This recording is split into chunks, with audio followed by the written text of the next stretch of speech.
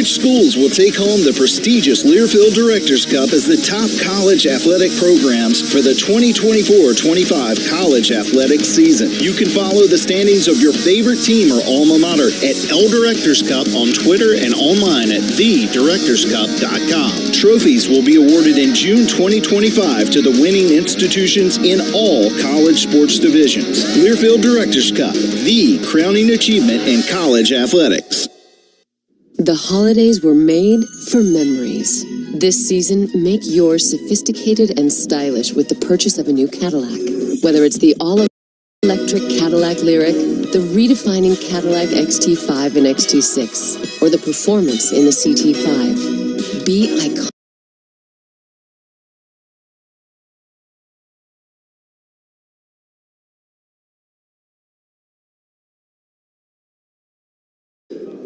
I think we've grown tremendously from the spring to where we are today. It was really fun, starting to play real games when we got back here after training camp and just seeing the team grow from Grambling all the way through getting into conference play and then making it to the championship game and hosting that game.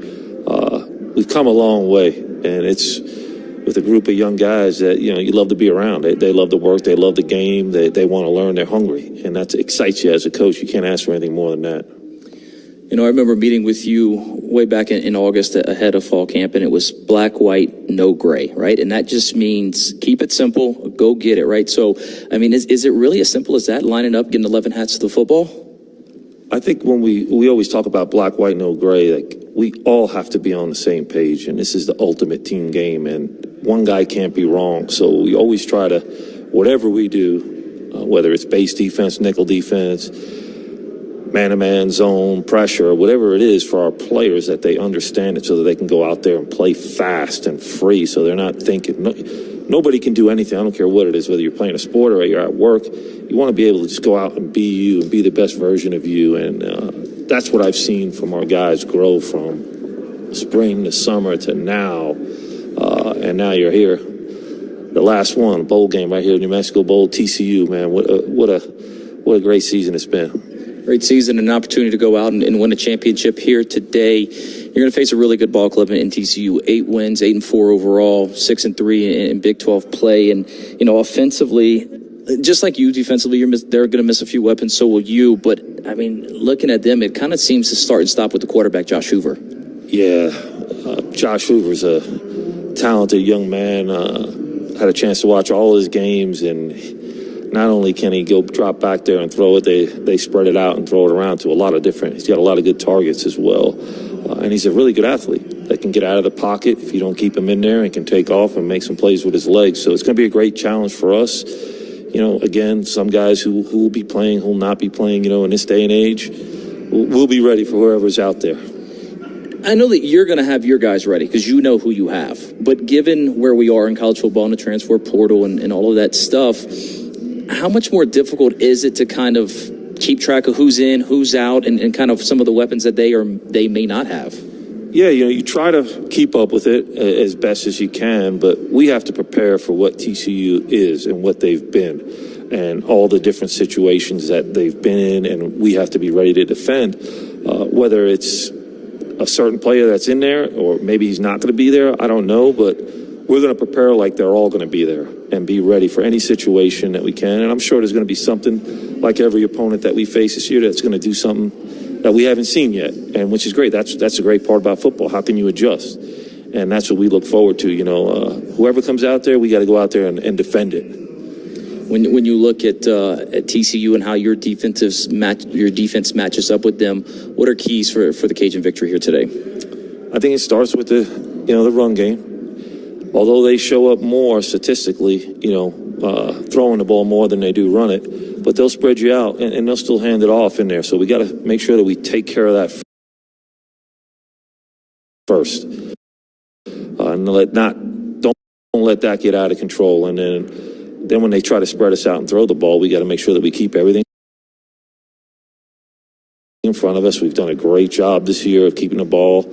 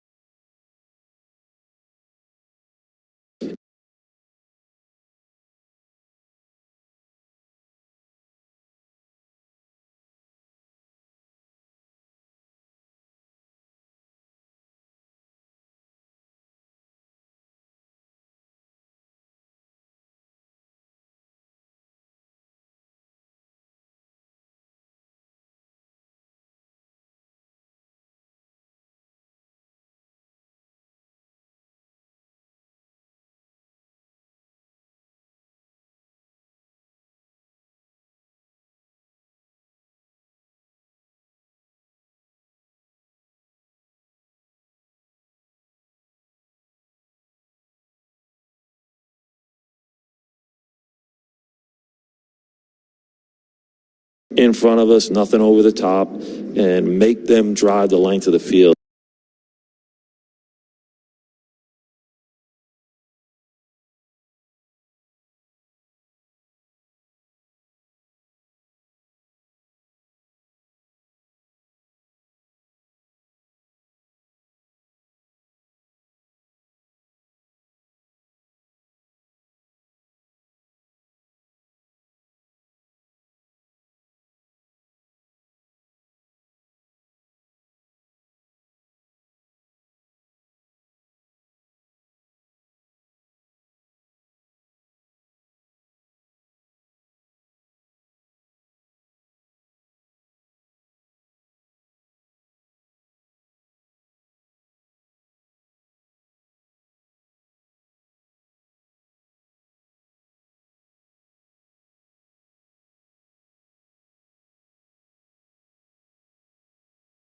Offenses love to spread you out, try to get somebody wide open, find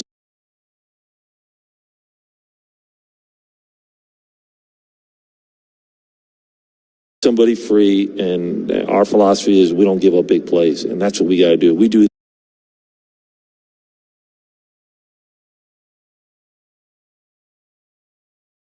that, we'll be in good shape. Coach, appreciate your time. Best of luck this afternoon. Gun violence. To learn more and get involved, visit unitedwaytarrant.org/OSC. A 1-second decision can be the difference between life and death. Get your game face on and get ready for the thrill of TCU football. Join us at A&G Carter Stadium for an action-packed season. Feel the roar of the crowd and experience the excitement of every touchdown as you witness the electric atmosphere that only TCU football can deliver. Whether you're a die-hard fan or new to the Horned Frogs Nation, every game brings unforgettable memories. Grab your tickets today at GoFrogs.com and be part of the action as we bleed purple together. TCU football, the Carter awaits.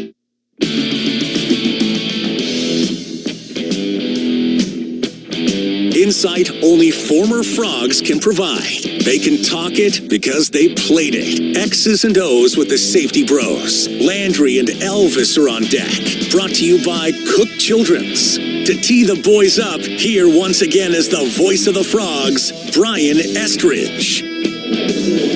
Back with a more detailed look at today's matchup between the Frogs and the Louisiana Ragin Cajuns. First ever meeting between these two teams. And Marshall Newhouse is in for Elvis Gallegos. And fellas, I want to start with this Louisiana offense. You know, we touched on the rushing attack of the Cajuns in our open, by the way. That midline zone that you mentioned, Landry, it's given folks trouble. It's worked well for them. Help us out a little bit, though. What are they trying to accomplish? And we hear that, and, you know, us lay people go, oh, what does that mean schematically here? Well, one way to think about the midline zone is to think about the zone read, something all college football fans are used to seeing. Quarterback in the zone read is reading the defensive end, and in the midline option, the main difference is he's taking that same read off the defensive tackle. If the tackle takes the running back at the mesh point, the quarterback pulls the ball. If he doesn't, he hands it off. It's one of the reasons it's so effective. You know, if he pulls the ball, it's the same read as the zone read. It's just off of the tackle. It takes some dudes up front that know what they're doing to defend it and up front to execute it. And the senior offensive line for Louisiana is really good at that. And when you have a seasoned leader like Ben Wooldridge running it, it can be really difficult to handle. And remember, TCU has struggled against that midline dive play all season. I'm curious, Marshall, does it require more out of offensive linemen? Have you been a part of an offense that's done this? Well, we've done more zone read, but the midline, it takes a lot of pressure off the interior offensive line, especially if there's a stud D tackle in there.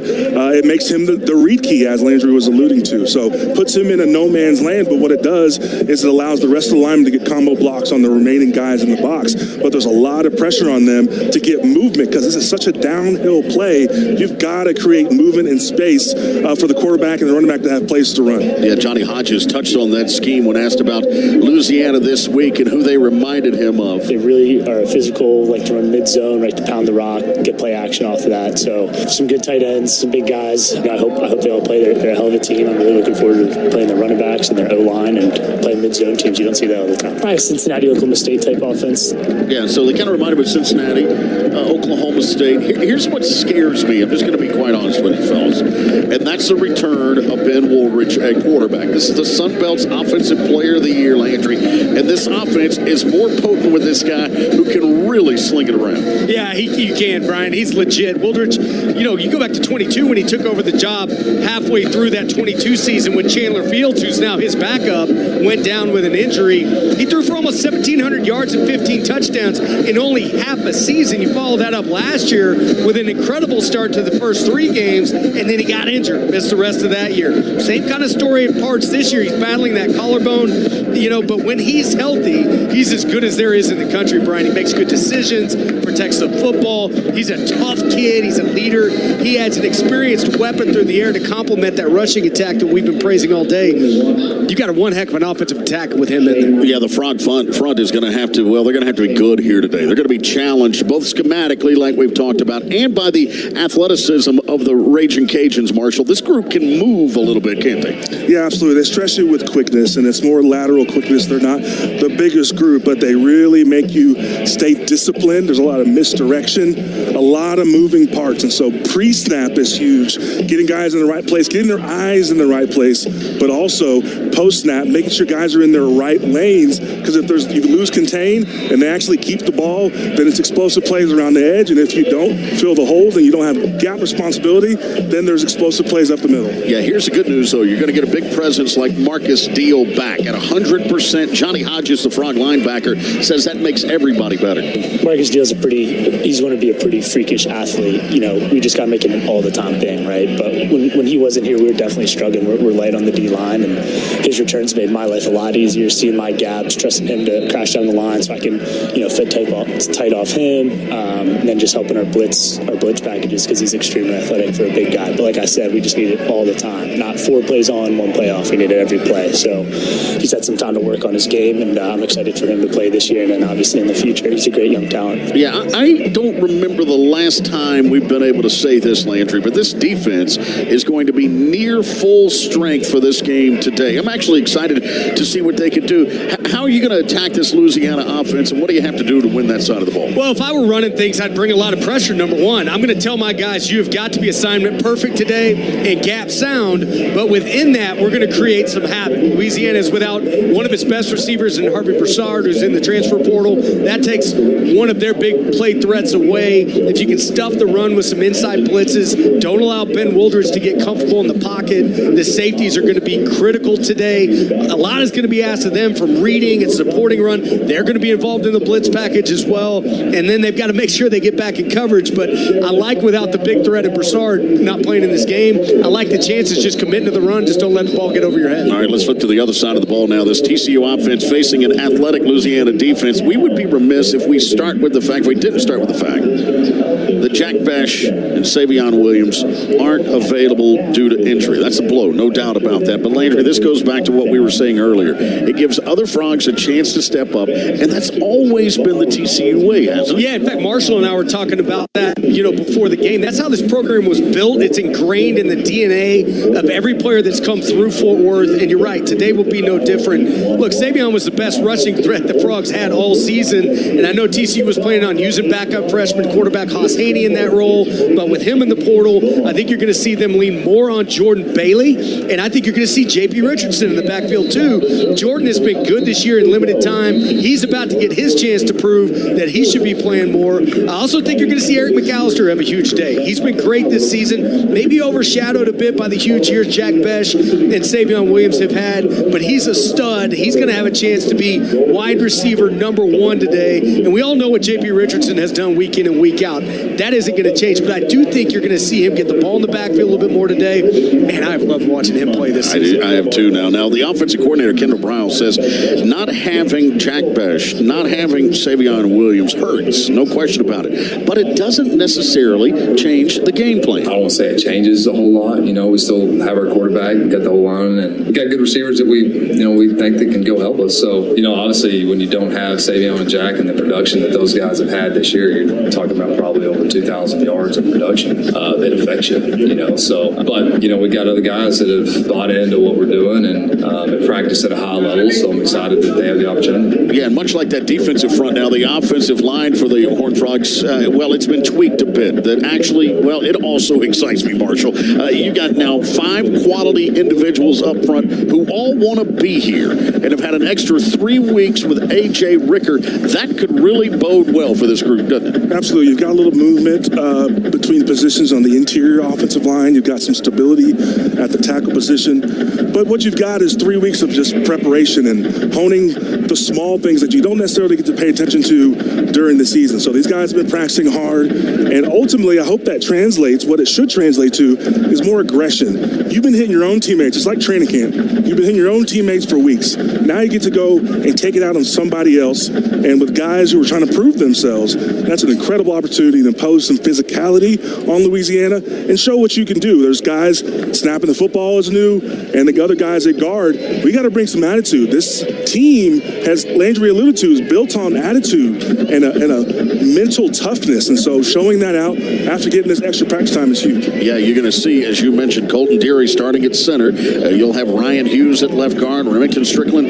at right guard. You'll see Mike Nichols on the inside some. Carson Bruno is a little banged up. We'll talk more about that as the day goes on. They'll need to be good, though, because they'll be facing a Louisiana defensive front whose line is probably the strength of this group, according to Kendall Briles. They play really hard. Their D-line is good. They're physical up front. They play multiple guys. The secondary is very active. They had one linebacker that went in the portal, but the linebackers have got some size, and they move around. So I think they've done a great job all year. I think they're a top 50 defense in the country. So we got our hands full. They got good players on that side of the ball, and especially with what happened to them late in the year, they're going to want to prove themselves. Yeah, Landry, let's talk about the quarterback now, all right?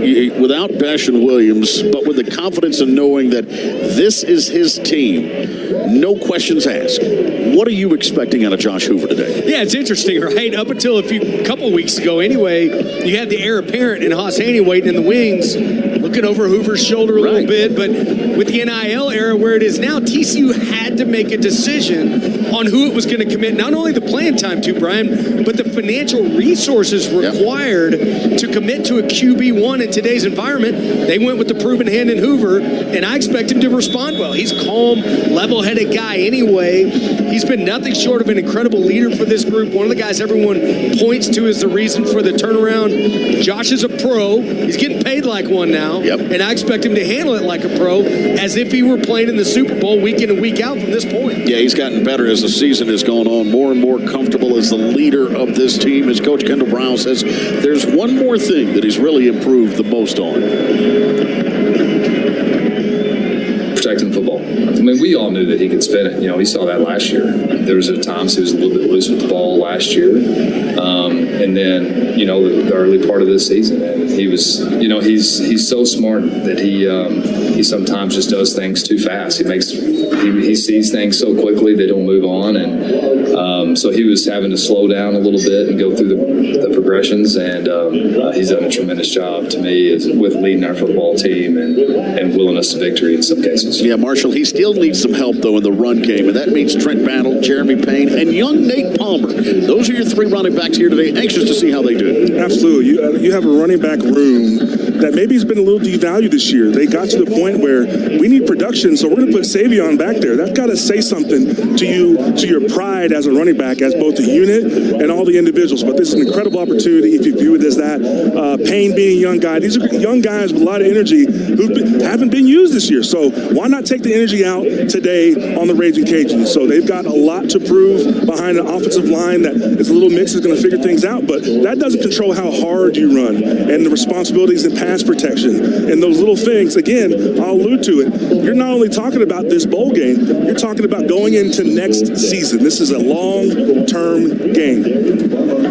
Frog senior wide receiver J.P. Richardson would agree with Marshall. He knows that TCU is going to get Louisiana's best shot, and they'll need to bring the energy today to close out not only this year, but jumpstart next year as well. 10-win team. We're expecting them to come in and play hard and be excited for this game. So we definitely got to, match the energy. If you look around at other bowl games that are taking place, the most common theme is just who shows up, who's more excited to play. And that's how it's always been, and that won't change for this game. So we're expecting them to come play hard and just excited for the, another opportunity. All right, Marshall, hit me with some keys for the Frog offense. What do you want to see here today out of this group? I just want to see intensity. I think, there's a lot of little details that you can be coached up, but you've had 3 weeks of just nothing but practice. That's got to stink as a player. I can tell you I hated that. Bring that energy and impose that will on somebody else. And then number 2, you got to prove yourself. This is an 8-4 squad that I think a lot of people would say underachieved. There were a lot of games there, if you go back through the schedule, that were winnable games that I think they want back.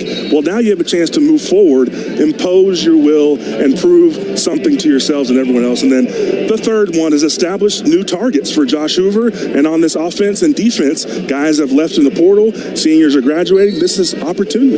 This is a new opportunity. Yeah, there's no question about that. And by the way, in case you were wondering, the mindset of this Louisiana team, don't think that 1 minute, that Michael Desormeaux, the head coach, is here just for the appearance. He knows a win today helps his program immensely for next year. Every team out there, that's the goal, right, is to get to play for the prize at the end. And for us, it's no different. So I think if you can finish this season with a win against a team like TCU and finish with 11 wins, that puts you in a better starting spot next year, which, truthfully, a lot of times that has a lot to do with where you end up in the end. Now, naturally, you have to handle your business, but this propels you kind of forward through the offseason and gives you some momentum going into the next year. It certainly, puts you into, the national spotlight a little bit. It increases your chances. All right, that's your detailed insight into this matchup today between the Frogs and the Ragin Cajuns of Louisiana. We get the thoughts of head coach Sonny Dykes in our exclusive pregame conversation. It's coming up shortly. But first, today, it's his chance to step up. Wide receiver Blake Nowell shares his TCU story that began in a small town in Oklahoma with some special friends around the house. Dave Shook has that for us next when Inside TCU Football continues after this word from NFP.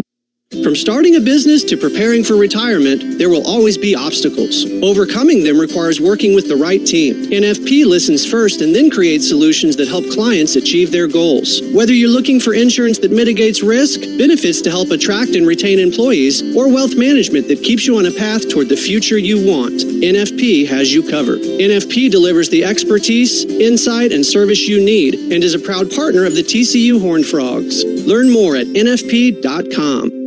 Which schools will take home the prestigious Learfield Directors Cup as the top college athletic programs for the 2024-25 college athletics season? You can follow the standings of your favorite team or alma mater at L Directors Cup on Twitter and online at thedirectorscup.com. Trophies will be awarded in June 2025 to the winning institutions in all college sports divisions. Learfield Directors Cup, the crowning achievement in college athletics. Moritz Chrysler Jeep Dodge Ram gives you plenty of reasons to shop us first. We've been serving DFW for over 50 years. Our commitment to our customers is second to none, and we back it with the best service anywhere. We understand the car buying experience can be daunting.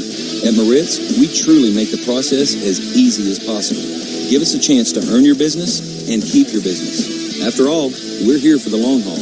Moritz Chrysler Jeep Dodge Ram in West Fort Worth, or visit us online at MoritzChryslerJeep.com. Marcus Cannon, and you are listening to TCU Football on Horned Frog Sports Network from Learfield. Tarrant County is among the fastest growing areas in the country, and so is the need. United Way of Tarrant County is focused on building strong communities where everyone thrives. Your involvement is crucial to create lasting change to make this happen. Join us as we get united to boost education, financial stability, and health resources right here in Tarrant County. Visit unitedwaytarrant.org to learn more and get involved. Get united.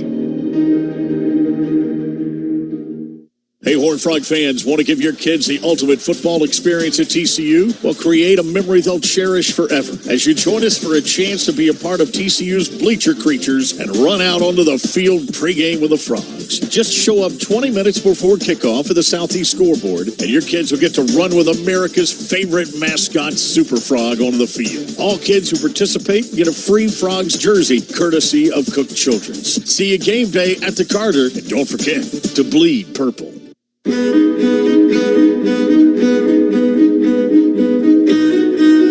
It's about more than football.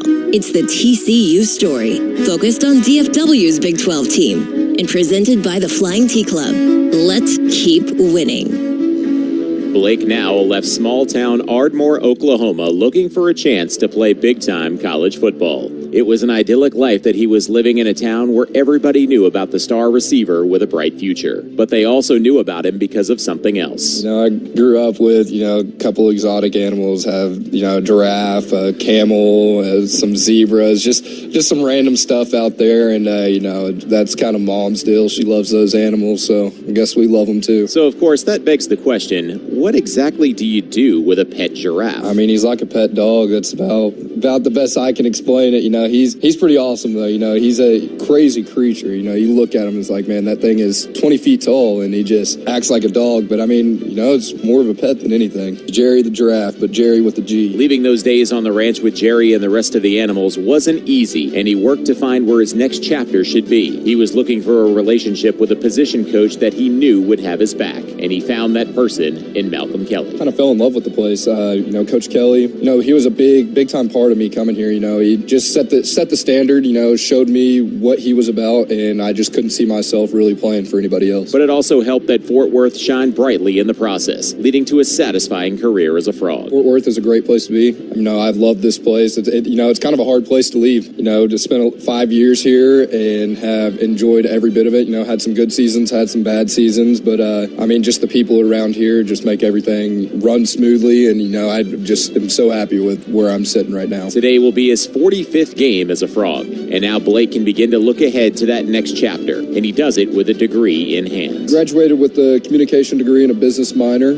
For what's next, I don't think any of us know. I don't really know yet. I haven't crossed that road yet, and I know the time's coming, but we just haven't got there yet. A degree in hand, 45 games under his belt, and a chance to go out with a 9-win season. Surely Blake Nowell has no regrets. Oh, absolutely not. This is a beautiful place, beautiful people. I don't think I'd want to be anywhere else. Nowhere else but on the field today, looking for another TCU win. And that's Blake Nowell's TCU story, brought to you by the Flying T Club. Still to come here on Inside TCU Football, we'll have our exclusive conversation with Frogs head coach Sonny Dykes. That comes your way after this timeout here on the Horned Frogs Sports Network from Learfield.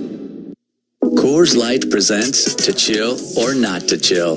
When your friend skips your favorite song on the playlist. End the friendship. Or choose chill, because that song lives rent-free in your head anyway. And you're planned ahead by bringing Coors Light to the party. And the sound of that ice-cold can cracking open was music to your ears already. Coors Light. Choose chill. Celebrate responsibly. 2024 Coors Brewing Company, Golden, Colorado. At Frost, we believe in going the extra mile, like opening more locations to be a part of more communities. Overdraft grace, which means no fee if you overdraw your Frost Personal or Frost Plus account by $100 or less. And the little things like cookies, coffee, or that time when there was a fire at a Fort Worth daycare and Frost bankers entertained 26 kids with snacks and games until their parents could pick them up. That actually happened. Frost, exactly what you unexpected. Welcome to the Make It Jingle with Chris Kringle podcast. Today we're talking to Jan from Toyota, all about Toyotathon. Hi! So, Jan, got any red Tacomas? Yeah, we have a great selection of vehicles, including Tacomas. After my big job, I'm taking the missus down to Florida to go surfing. Did you say Florida? Can the elves and I go too? Dealer inventory may vary. Offers are subject to change throughout Toyotathon, which ends on January 6th. See your participating Toyota dealer for details. Toyota, let's go places. This is Tank Carter, and you are listening to TCU Football on the Horned Frogs Sports Network from Learfield. Go Frogs! United Way of Tarrant County's Volunteer Income Tax Assistance, or VITA program, helps hardworking families get the most out of their annual tax refund. VITA volunteers help Tarrant County neighbors get the largest refund possible or have a better understanding of what they owe free of charge. To volunteer for VITA or support the program, visit unitedwaytarrant.org/VITA. That's unitedwaytarrant.org/VITA. We've got your perfect pregame hangout covered. Head over to Frog Alley on Stadium Drive, right in front of Amon G. Carter Stadium, before every Horned Frogs football game. Enjoy a cold brew at the TCU Beer Garden. Savor delicious bites from our fantastic vendors. Or let the kids have a blast in the kids' zone. Plus, you can groove to some live music as well. Frog Alley opens 3 hours before kickoff, so get there early and soak up the game day excitement at TCU. For more info on Frog Alley, visit gofrogs.com.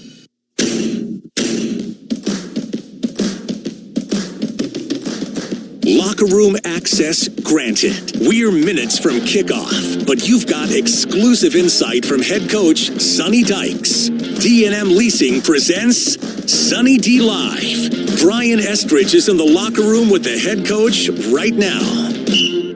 Albuquerque, New Mexico here today. It is the New Mexico Bowl. The Horned Frogs and the Louisiana Ragin Cajuns, the head coaches alongside. Coach, here we are now. One more opportunity, a chance for 9 wins. You got to spend time with these guys, and that was what you said was the most important thing about bowl season, was another opportunity to spend with your players. Yeah, we have a lot of guys, a lot of older players, a lot of seniors that have been through a lot of stuff in the TCU program, and guys that have come from other programs. And so it's a really diverse group of seniors and outgoing players. And, this is their last hurrah, their last college football game. And it's just a really special group. The guys have done an incredible job of making sacrifices for each other, of becoming a team, of persevering through some hard times during the season. And here we are with a chance to get to 9 wins, and just really proud of this group and who they are and what they're going to become. You talk about teams playing their best football toward the end of the year. You've even pointed out you kind of plateaued generally as football teams. This team doesn't seem to have plateaued at all, though. Yeah, I don't think so. I feel like week 10, week 11, we continue to get better and better and better. And week 12 was a weird one, just trying to hang on in the snowstorm in Cincinnati. And so, but yeah, this group has worked incredibly hard. I think we've kind of figured out a way to win and a formula, and it's going to be important for us to execute that plan, today and figure out how to win this football game against a good team. Yeah, we'll talk about Louisiana coming up. You're going to be without the services of a couple of guys. So a couple of wide receivers, Jack Bash and Savion, obviously, who have been vital parts of this. But bowl season is also a chance for the next guy to step up, right? And opportunities abound for folks. Yeah, no question. Yeah, I'm excited. I'm excited. I wish those 2 guys were playing. Yeah. But I'm excited the opportunity that creates for young guys. And, I think you'll see an expanded role for Jordan Bailey. I think you'll obviously see an expanded role, for Eric McAllister. I think you'll see, John Paul Richardson get more balls than he's accustomed to getting. You'll see Blake Nowell do some things. And so I'm looking forward to those guys playing. They've certainly deserved it. That's been something that we've kind of been challenging for us all year, has been, playing the receivers that we felt deserve the playing time. And so I'm excited to see how they respond and react, and with those additional opportunities. Is there even an opportunity with bowl season practices to get young guys reps that may not pay off in this game today, but pay off next year? Oh, for sure. Yeah, that's part of the importance of going to a bowl game is how it allows you to rep a lot of your young players, let those guys grow up and get them good competitive reps. And it's been a really good practices so far. Guys have practiced incredibly well. I don't think we've wasted any opportunities to get better. And I've seen some young players really start to emerge and start to do some things that we're excited about moving forward. So, getting to a bowl game, it's just a huge deal for your program in so many different ways. Yeah, and I've heard you say before that it does not matter what bowl game. All bowl games are good, aren't they? Yeah, and it doesn't matter who you are, what bowl game it is, where it is. Any of that stuff matters. It's an opportunity to play a football game. Every single one of them is important, and we're excited to be in this one again, playing against a 10-win team. Yeah, and I think they did it on purpose. They brought you back to Albuquerque, where you lived before, right? Yeah. I grew up here. It's been a couple of years here, 4th and 5th grade, I think, in Albuquerque, or 3rd and 4th grade in Albuquerque. Yeah. And so, it's been a while since I've been back, but it's a great town. Have a lot of friends and families still that live there, and so glad to be back. All right, we're going to talk about Louisiana. We'll talk about them in 2 minutes after this timeout. At Frost, we believe in going the extra mile, like opening more locations to be a part of more communities. Overdraft grace, which means no fee if you overdraw your Frost Personal or Frost Plus account by $100 or less. And the little things like cookies, coffee, or that time when there was a fire at a Fort Worth daycare and Frost Bankers entertained 26 kids with snacks and games until their parents could pick them up. That actually happened. Frost, exactly what you unexpected. From starting a business to preparing for retirement, there will always be obstacles. Overcoming them requires working with the right team. NFP listens first and then creates solutions that help clients achieve their goals. Whether you're looking for insurance that mitigates risk, benefits to help attract and retain employees, or wealth management that keeps you on a path toward the future you want, NFP has you covered. NFP delivers the expertise, insight, and service you need and is a proud partner of the TCU Horned Frogs. Learn more at nfp.com. Life's too short to live in Dallas. That's the motto at Railhead. It's on the walls and the staff shirts. Railhead Smokehouse offers a spectacular menu of heaping plates of ribs, sliced beef, fries, and cheddar peppers. With weekday specials and their world-famous ice-cold schooners of beer and margaritas. From the barbecue landmark at 2900 Montgomery, just off I-30. Remember, the best barbecue in Fort Worth is at Railhead Smokehouse, home of the Sunny Dykes radio show Mondays at 6 p.m. Hi, this is Andy Dalton, and you're listening to the Horned Frog Sports Network from Learfield. TCU Athletics goes beyond the field and court. It fuels Fort Worth's economy. Game days bring a flood of fans and fresh eyes to our city, boosting local businesses, creating jobs, and cultivating community spirit. TCU Athletics supports over 2,000 jobs and brings over $400 million to our state each year. It's more than a game. It's a driving force for economic growth. Support the Horned Frogs and witness the power of purple. TCU. Lead on with impact. Imagine blowing the frog horn, or getting exclusive pregame Moncrief Field access, or touring the press box, plus snapping photos with the Spirit members. Well, these are all part of the TCU Game Day experiences. To grab these premier opportunities, download the Riff Ram app or head to gofrogs.com/experiences. Remember, they go on sale every Monday of game week. Don't get that FOMO feeling. Be right in the middle of game day and bleed purple.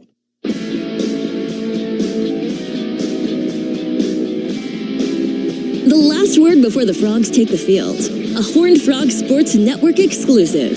Sunny D Live. With the head coach in the locker room right now. Back live here in Albuquerque, the Horned Frogs and the Louisiana Ragin Cajuns. This is a 10-win team. One loss in the Sun Belt in the regular season. Good win over Wake Forest as well. The thing that jumps out is the athleticism of the Ragin Cajuns. Yeah, very comparable team to Big 12. I mean, just in terms of their talent. I mean, really, really good defensive front, active, guys can move around.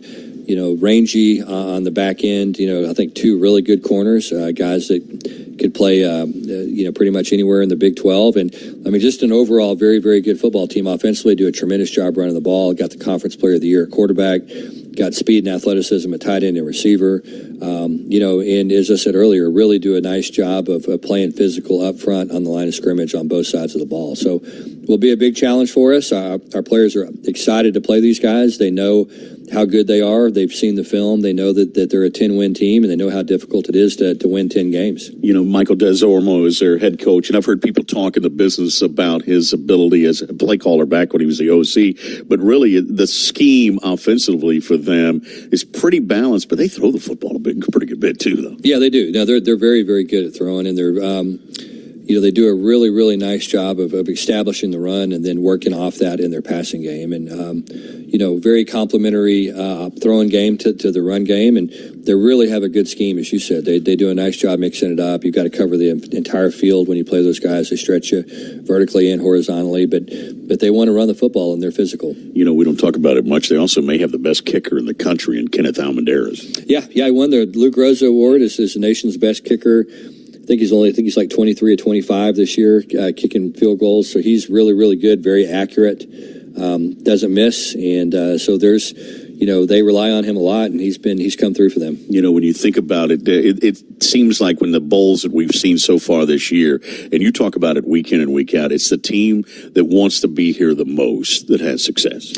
That's what I've talked to our team about extensively is just the importance of, being excited to play. That the team that, and it doesn't really matter. I think it's particularly true in bowl games, but the teams that are excited to play are generally the teams that find a way to win. And so that's our challenge, is to get our guys excited and fired up and ready to go play. As I said, the practices have certainly shown that this group's ready to go out and compete, and really has placed a lot of importance on winning this football game. We know it's going to be a difficult thing to do, but our guys are fired up and excited. And by the way, you want to send these guys out, those that are playing their last time as a Horned Frog, you want to send them out with a win, right? Yeah, I got 30-plus guys playing their last college football game that, they're going to be excited and ready to go, and everybody else really wants to make sure that they get a win and send them out the right way. All right, finally, in addition to energy, what do you want to see out of your group? I'm sure you're going to tell me you want to play a clean game, because in postseason, teams that don't turn it over win, right? Yeah, for sure. I mean, it's always important, even more important in postseason. But as you said, we've got to win the turnover battle. That's really, really important for us. That's been the difference in the two halves of our season, has been, winning the turnover battle in the second half. We're going to need to do that on Saturday. We're going to need to get some explosive plays. I think it's going to be important for us to run the football offensively, and then, we got to do a great job stopping the run and be able to pressure their quarterback. All right, Henri, always appreciate the time. Thanks, Coach. Okay, thanks for having me. Appreciate it. All right, that's Sonny Dykes. His team set to take on Louisiana, the Ragin Cajuns. We'll get to the starting lineups. Opening kickoff here next after this timeout. Tom Thumb is making shopping and saving easier than ever. Check out Tom Thumb for You in our mobile app, where you can shop for groceries and save weekly with digital coupons all in one place. With Tom Thumb for You, you can earn rewards points every time you shop and redeem them for discounts on groceries and up to $1 per gallon on gas. Brand new Tom Thumb for You members receive $5 off their next $25 purchase just for signing up. Download the Tom Thumb app or go to TomThumb.com to sign up. Tom Thumb, DFW's grocer since 1948. The holidays were made for memories. This season, make yours sophisticated and stylish with the purchase of a new Cadillac. Whether it's the all-electric Cadillac Lyriq, the redefining Cadillac XT5 and XT6, or the performance in the CT5. Be iconic this winter and make your journey getting there just as exceptional as being there. Visit your Cadillac showroom today for the season's best sales event. Who better to care for TCU fans than other TCU fans? As a proud sponsor of TCU Athletics, Texas Health is here to help every fan be their healthiest self. From advanced orthopedics to heart and vascular services, we care for you through it all. And from our ever-expanding hospital and urgent care locations to our video visits and at-home care options, getting the care you need is more convenient than ever. Learn more at texashealth.org/TCU. Go Frogs! This is Sean Stilley, quarterback of the 2002 Liberty Bowl Championship TCU Horned Frogs, and you're listening to the Horned Frogs Sports Network from Learfield.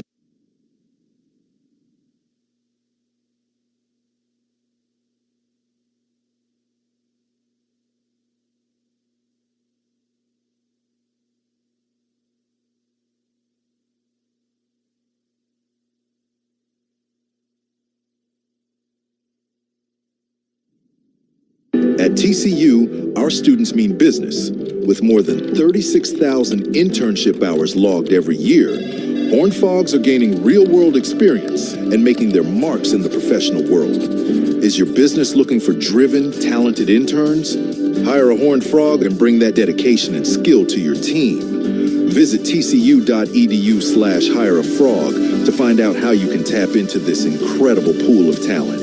TCU, lead on with impact. Stay in the know with all things TCU Athletics anytime, anywhere, on your mobile device by downloading the Riff Ram app.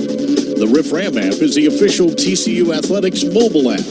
With it, you get breaking news and score updates, plus live game play-by-play and game statistics with all of the info that you need on game day. Stay in the know with the Riff Ram app.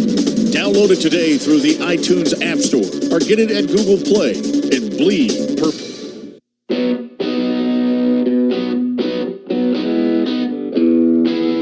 Who's in and who's out? This week's injury report from Baylor Scott and White. On the Frog sideline, here is Elvis Gallegos.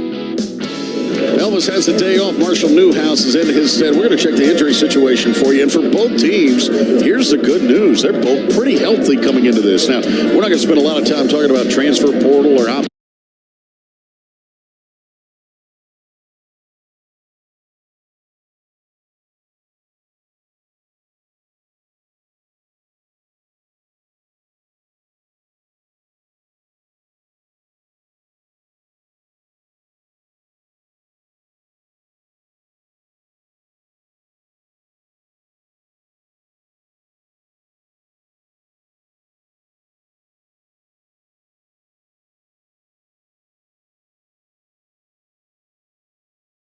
opt-outs or things of that nature. But when it comes to health, when it comes to injury, right now the only issue is on the Horned Frog side, and that's an offensive line where Carson Bruno is a little banged up. All right, now he did practice later in the bowl practices, but he was a guy that early on in bowl season they were worried that he would be able to go at all. But the last week or so started to bounce back from a little bit of an ankle injury, so Carson Bruno will be able to go.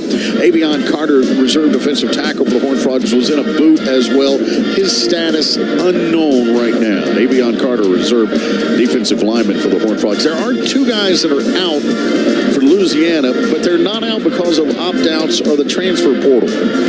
Left guard King McGowan, left tackle King McGowan is out, and left guard Zay Alexander. Neither one of those will play. Interestingly enough, they won't play because they've been ruled academically ineligible for this bowl game by the NCAA. Both of them have degrees. I'm so confused. Exactly. Both have graduated, but have been ruled academically ineligible by the NCAA for this bowl game. So the starting left guard and left tackle for Louisiana are out for this game. I got to tell you, when I graduated, I checked out too. Yeah, exactly. I'm a little senioritis. I mean, it doesn't make any sense, but we won't see McGowan or Alexander. We'll keep an eye on that. And by the way, I didn't know the NCAA was still doing anything, but I guess I didn't either. Apparently. So, all right, we're getting ready for kickoff here as the Horned Frogs and the Louisiana Ragin Cajuns from Albuquerque, New Mexico. But first, let's check our weather for this game day. We do that with our friend Daniel Starks.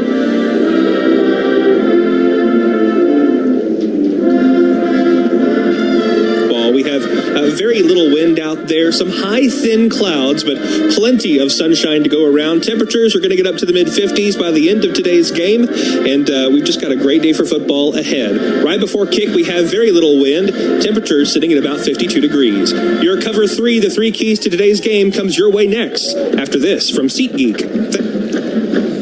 Your morning shave with Barbasol is a time for self-reflection. Look in that mirror and ask yourself, can I make a real difference in this world? Of course you can. Just not today. There's football on. Barbasol. It's a can of can-do. If you can plan barbecues and weddings, you can plan to protect yourself from a natural disaster. Sign up for local alerts, prepare an emergency kit, and make a family communications plan. Get started at ready.gov/plan. Brought to you by FEMA and the Ad Council. Who better to care for TCU fans than other TCU fans? As a proud sponsor of TCU Athletics, Texas Health is here to help every fan be their healthiest self. From advanced orthopedics to heart and vascular services, we care for you through it all. And from our ever-expanding hospital and urgent care locations to our video visits and at-home care options, getting the care you need is more convenient than ever. Learn more at texashealth.org/TCU. Go Frogs! Coors Light presents To Chill or Not to Chill. When your friend skips your favorite song on the playlist. End the friendship. Or choose chill because that song lives rent-free in your head anyway. And you're planned ahead by bringing Coors Light to the party. And the sound of that ice-cold can cracking open was music to your ears already. Coors Light. Choose chill. Celebrate responsibly. 2024 Coors Brewing Company, Golden, Colorado. Today's game is brought to you by Progressive Insurance. Protect your family, your phone, and your furry friends with life, electronic device, and pet health insurance. This is TCU Football on the Horned Frogs Sports Network from Learfield. Looking for top talent? TCU is a magnet for the nation's brightest minds. After graduation, half of our students choose to stay and work right here in the Lone Star State, bringing their skills and passion to local businesses. Our graduates are making an impact, and they're ready to make a difference in your organization. Ready to connect with the best? Visit tcu.edu/hireafrog to learn more about how TCU talent can help your business thrive. TCU, lead on with impact. Be ready for game day with officially licensed TCU merchandise from shop.gofrogs.com. Gear up with apparel and accessories, including t-shirts, hats, jerseys, and more. And now check out the latest in custom NIL merchandise that supports your favorite TCU athlete. Whether in the stadium on game day or sporting your purple in the office, look your best for the best selection of Horned Frogs gear online. It's shop.gofrogs.com and bleed purple.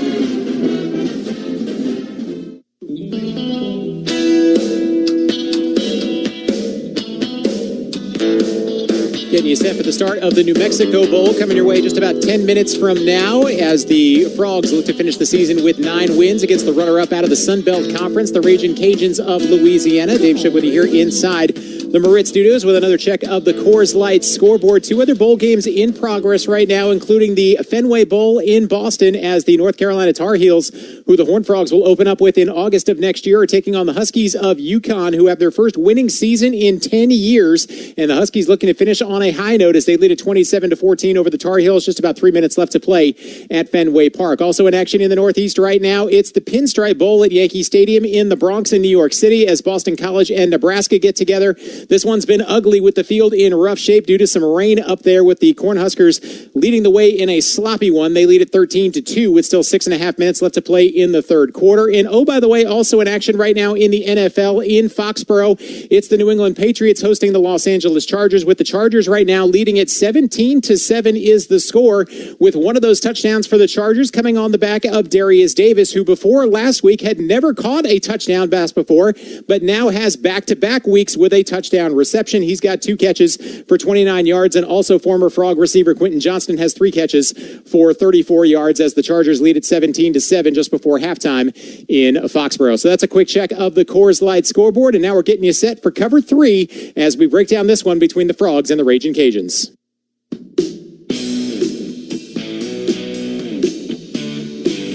Your Frogs have prepped all week for this, and so have the Safety Bros. They break today's game down to 3 calls for the win. We call it Cover 3, presented by Specs. Here, once again, are the boys, Landry and Elvis.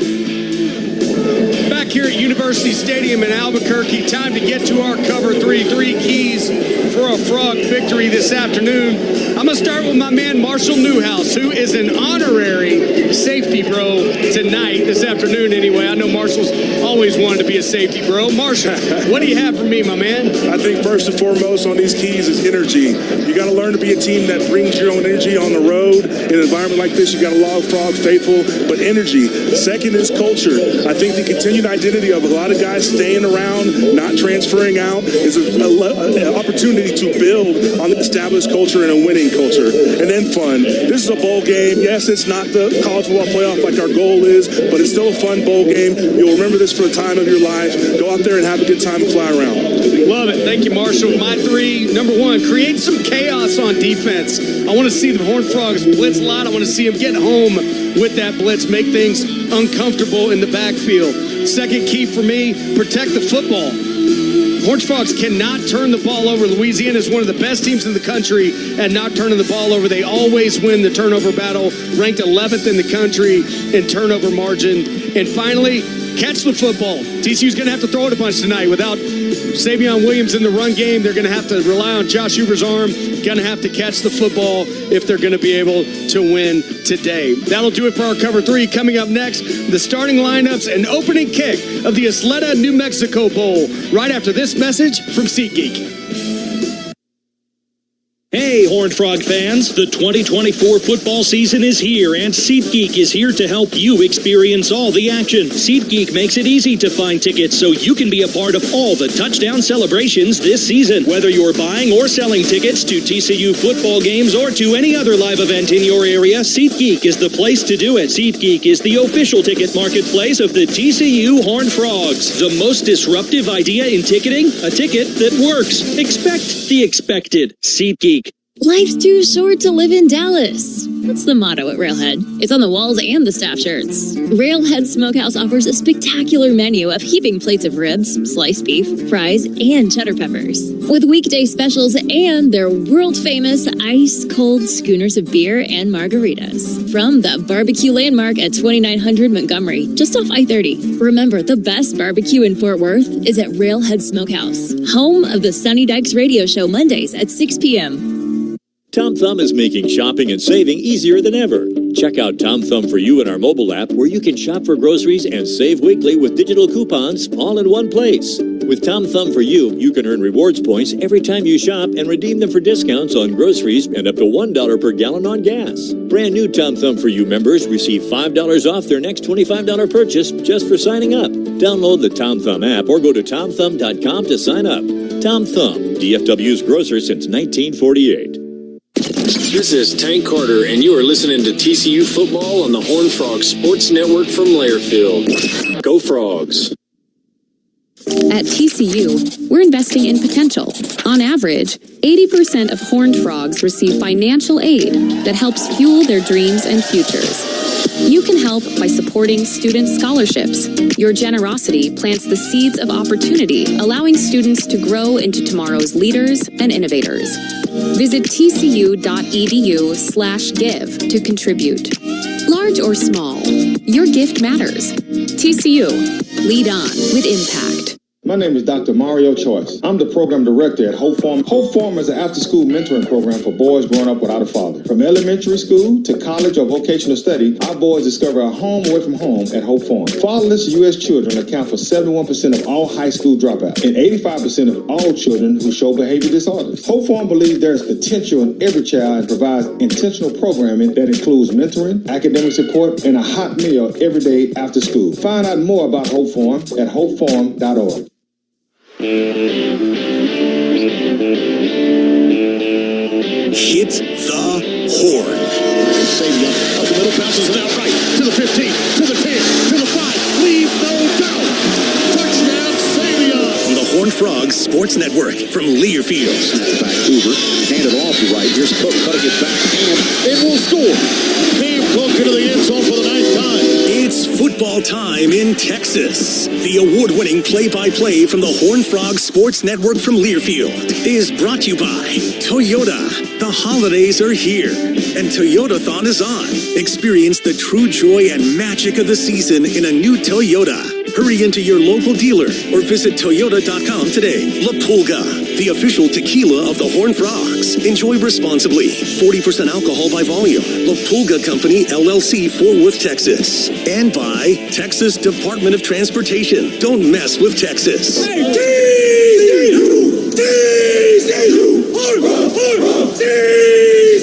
Give them hell, TCU. Kickoff is moments away. It's the Horned Frogs versus the Ragin Cajuns from Albuquerque, New Mexico. Now, for award-winning play-by-play, here are Landry Burdine, Marshall Newhouse, and the voice of the Frogs, Brian Estridge. From the University Stadium on the campus of the University of New Mexico, we come to you today from Albuquerque, which just happens to be 625 miles from America's greatest city, Fort Worth, Texas. We're here for the Isleta New Mexico Bowl, featuring the 8-4 TCU Horned Frogs out of the Big 12 and the 10-3 Louisiana Ragin Cajuns from the Sun Belt Conference. First meeting all time between these two teams. We're going to get to the starting lineup. The opening coin toss will happen here shortly, but first, stations, let's pause. 10 seconds for station identification here on the Horned Frogs Sports Network from Learfield.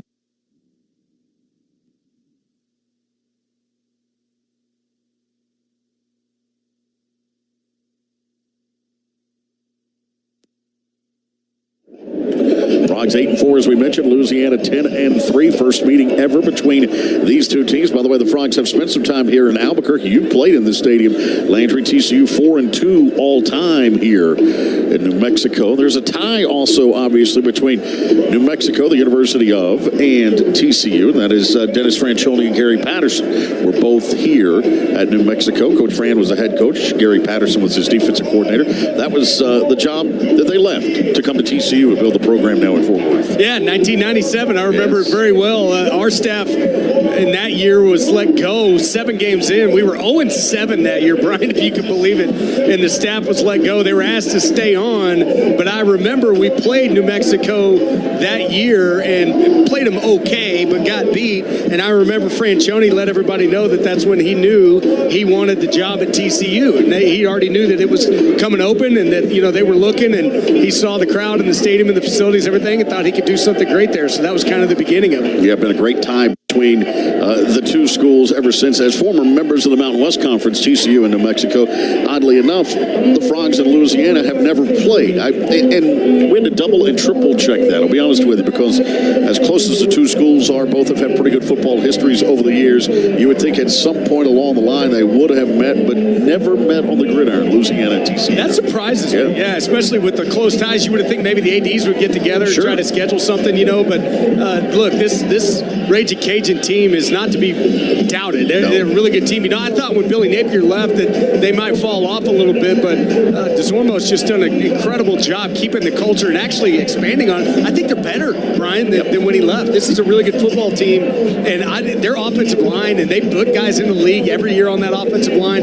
That's going to be one of the things I want you to keep an eye on today. Yeah, there's a lot of pride in this program in Lafayette. It's a city of about 125,000 folks. There are nearly 20,000 students at Louisiana, and they are prideful in this program. They are terrific hosts when you go there, whether it's baseball or football or whatever. But they want to win, and that's what they're here to do today. And we heard Michael DeSormo talk about that. The head coach, who's a former quarterback there, by the way. So, we were joking earlier. Is he the second best quarterback ever at Lafayette, behind the great Jake Delhomme, who took the Carolina Panthers to a Super Bowl back in the day in Houston? All right, teams are making their way out on the field. The Isleta New Mexico Bowl, first time the Horned Frogs have played in this bowl game.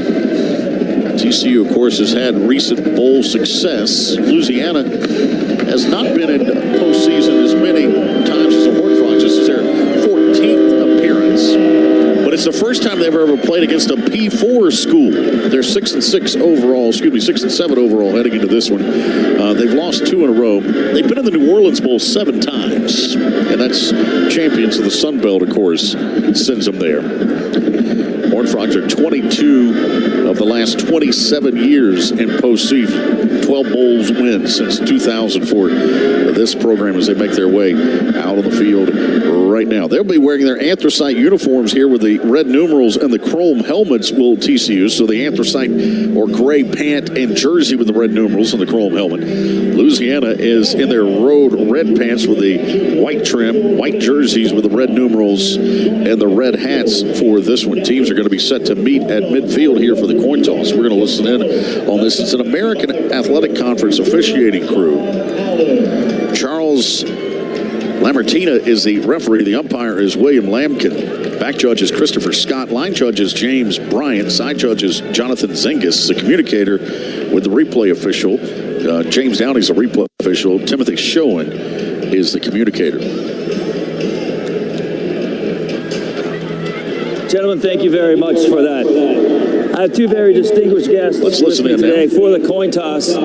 This is the mayor of Albuquerque. His name is Tim Keller. This is the sheriff of Bernalillo County. His name is John Allen. So distinguished, his name is on the tail side of today's coin. Today's coin will have the logo of the Isleta New Mexico Bowl for 2024. This is the reverse with John Allen's name. The tail and the head, sir. You are the calling officials, calling team today. Your call, please. Tails is the call. Mr. Keller, if you would, please.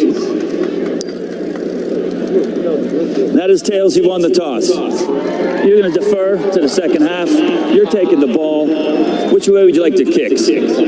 Kick to the side. Put your backs to that goal. Louisiana has won the toss on the first of the second half, so we'll see the Frog offense has won today's coin toss, out on the field here to start this ball game. TCU. And we'll get to see that reworked offensive line for the first time here. They'll be protecting Josh Hoover. Hoover, the sophomore out of Heath, has thrown for 3,697 yards, 23 touchdowns, just 10 interceptions for Hoover on the year. In front of him, at left tackle will be Bless Harris. The left guard will be Ryan Hughes, who gets to start, the freshman out of the Woodlands. Colton Deary moves to center with an opt-out. Remington Strickland at right guard, and right tackle is Ben Taylor Whitfield. They'll average 6'5", 310 across the front with his TCU offensive line. We've talked about the fact that Jack Besh is unavailable, as is Savion Williams.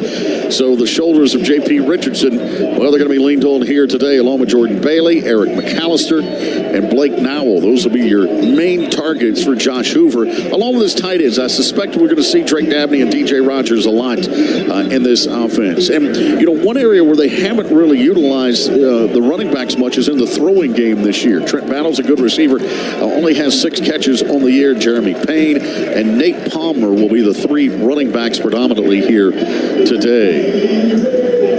Well, we're a little bit of altitude in Albuquerque. They're going to be kicking it off from left to right, will New Mexico. And that means we get to see the best kicker in the country.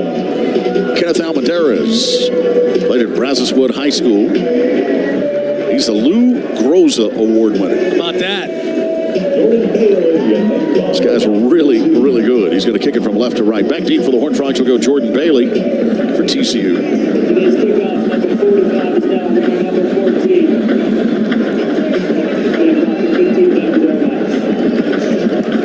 Here comes the kick from left to right.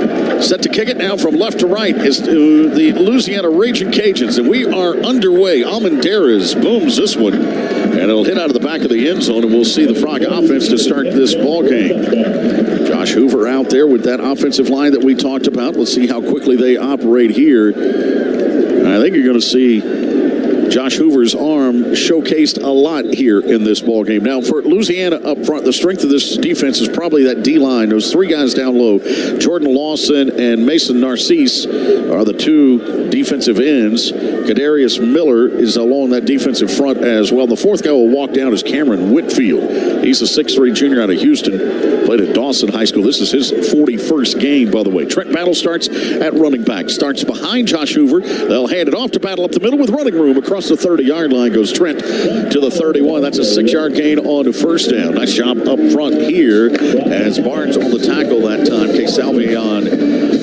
Savalin, I should say, Barnes. Junior out of Logansport, Louisiana on the tackle. Second down now, 2nd and 4. 5 wide, 3 to the left, 2 to the right-hand side for Hoover. Pressure comes, tries to throw the screen left. A little too much on it, maybe a little adrenaline early on, and there it is already looking for Trent Battle in the flat left. It'll bring up 3rd down now, 3rd down and 4 for the Frogs. Yeah, I think Louisiana caught TCU in a disguised coverage there. That was a design screen, but Louisiana had personnel to that side of the ball. There's just nothing there.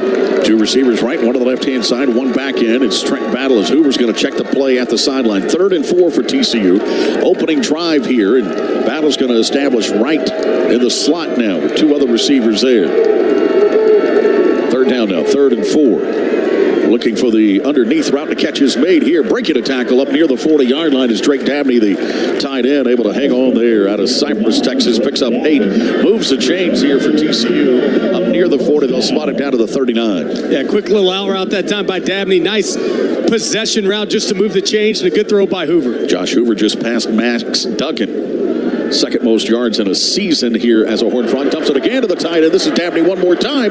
Drake's going to take it across the 45 into Louisiana territory near the 40-yard line. Caleb Anderson on the tackle. That's a 21-yard gain that time for the Horned Frogs. Well, you called it, Brian. They're looking at Drake Dabney early and often in this game. He's already got about a quarter of his season total of yards so far in this game on the first drive.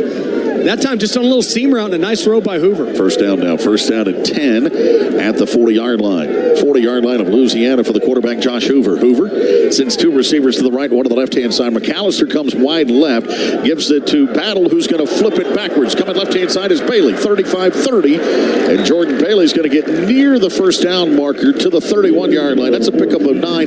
There's another guy they want to get more touches. Jordan Bailey. Cody Jackson finally pushes him out of bounds. Yeah, I'm glad they're getting him more touches. He's an electric player. He comes around on a reverse there. Hoover with a nifty little seal block on the defensive end to spring him on that play. 2nd down now. 2nd down and 1. Handed off right up the middle to Trent Battle. Battle's going to get the 1st down and more. Takes it down to the 26-yard line here. That's a pickup of 5 on 1st down. Jaden Dunker on the tackle for Louisiana as the Frogs continue to work one of the offensive linemen. A little slow getting up this time. And that is right tackle Ben Taylor Whitfield, I do believe. He's in place now. Battle will leave the backfield with 3 other receivers to the right. 1 to the left-hand side now. Snap comes back to Hoover. 4 down lineman come for Louisiana. Hoover flushed. Rolling to his left. Throws it upfield. Catches made. Let's see. Did he have a foot down? I do believe so. Eric McAllister makes the grab at the 14-yard line and enough for another 1st down. That's a pickup of 12. Well, good job by McAllister coming back to the football as he sees his quarterback scrambling. He was deep on the route and does what he's supposed to do. Comes back more shallow. And I think he was able to keep that left toe in bounds. 1st down and 10 now at the 14-yard line of Louisiana. 3 receivers right, 1 to the left-hand side. Hoover, shovel pass underneath, catches made and diving forward to the 11. And there's a penalty marker down as Trent Battle makes a reception. I think this is going to be a hold on the Horned Frogs. And it is hold here in charge to TCU. Let's get the official word on the number. Holding. Offense number 51. 10-yard penalty.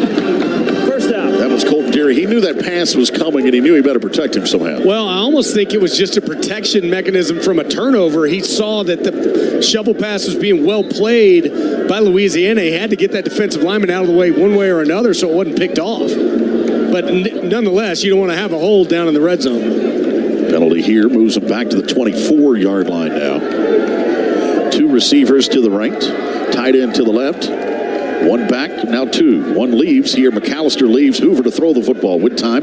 Flushed and now throws it left to McAllister inside the 20 and out of bounds near the 17. Let's check it along the sideline. Marshall Newhouse. All right, Marshall. The offensive line here early on. Reworked, we talked about, doing a pretty good job protecting Josh Hoover. Yeah, they've given him time, but you can notice a substantial amount of tempo compared to weeks prior for the TCU offense. Second down now. Second down and 2. 3 receivers to the right.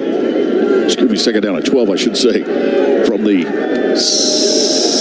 16-yard line. After the penalty, would have been second and 2 if not for that penalty, right? From the 16, 2 receivers, make it 3 to the right-hand side now. Hoover to throw the football. Slant catch is made at the 11. That's J.P. Richardson. Hangs on somehow. Took a big shot to the 10. That's a pickup of 7. And now you're looking at third down about 6. They get a first down inside the 5-yard line. Yeah, that time the Frogs with trips to the wide side of the field, and just a quick slant that's played really well that time by the corner Keon Martin. Jeremy Payne is in the backfield now. A youngster, freshman. Josh Hoover completing his last 5. He takes it out of the belly of Payne, throws the slant to McAllister. McAllister working hard inside the 5 and down to the 3-yard line. Enough for a first down. That's a pickup of 7. And that'll move the chains, make it first down to goal. Terrence Williams on the stop for Louisiana. The Frogs highly efficient on this opening drive. That's that same route by Eric McAllister that we've seen so many times where he catches the ball and then just tries to spin out. Remember that when it gets Texas Tech? Just not able to get away that time, but does a good job getting the first down. First down now. First and goal at the 3. Wideouts go to either side. In motion goes Jordan Bailey. Hoover's going to run the option. Tosses it forward. Catch is made by Rogers. And DJ will score. Tight end. Oh, the little jump pass here from Josh Hoover from 3 yards out. And the Horned Frogs strike first. So get it done early with 10-11 to play in this opening quarter and a well-scripted opening drive for the Horned Frogs. Yeah, I love the play design that time. Hoover rolls to his left. He has the option to run it in if he likes it. That time he sees DJ Rogers is open, decides to just kind of flip the ball to him, and DJ Rogers able to take it in. Brian, you called it, going with the tight ends today, baby. I thought they might be more involved. Kyle Limmerman out for the point after now to make this a 7-point TCU lead, and the freshman is true. Marshall Newhouse, that was true RPO action there, wasn't it? That was a lot of RPO, and what we talked about off camera, off air, was Josh Hoover, if Vince wants to be as best it can be, he's got to use his legs. Now, he didn't run the end zone, but he was a threat on the edge before he dumped it off. Just a really good call there in the red zone. All right, timeout on the field. 10-11 to play here this opening quarter. 7-0 TCU leading it here on Louisiana. Back we come after this local timeout. The Horned Frogs Sports Network from Learfield. There are those who see the world through a different lens, who take risks, who are willing to make a stand. Because trails, they aren't blazed by the timid, but by the bold. For 150 years, TCU has been creating the next generation of leaders. To think audaciously, care compassionately, lead heroically. And now, it's our turn, our time to lead on. At TCU, we're investing in potential. On average, 80% of Horned Frogs receive financial aid that helps fuel their dreams and futures. You can help by supporting student scholarships. Your generosity plants the seeds of opportunity, allowing students to grow into tomorrow's leaders and innovators. Visit tcu.edu/give to contribute. Large or small, your gift matters. TCU, lead on with impact.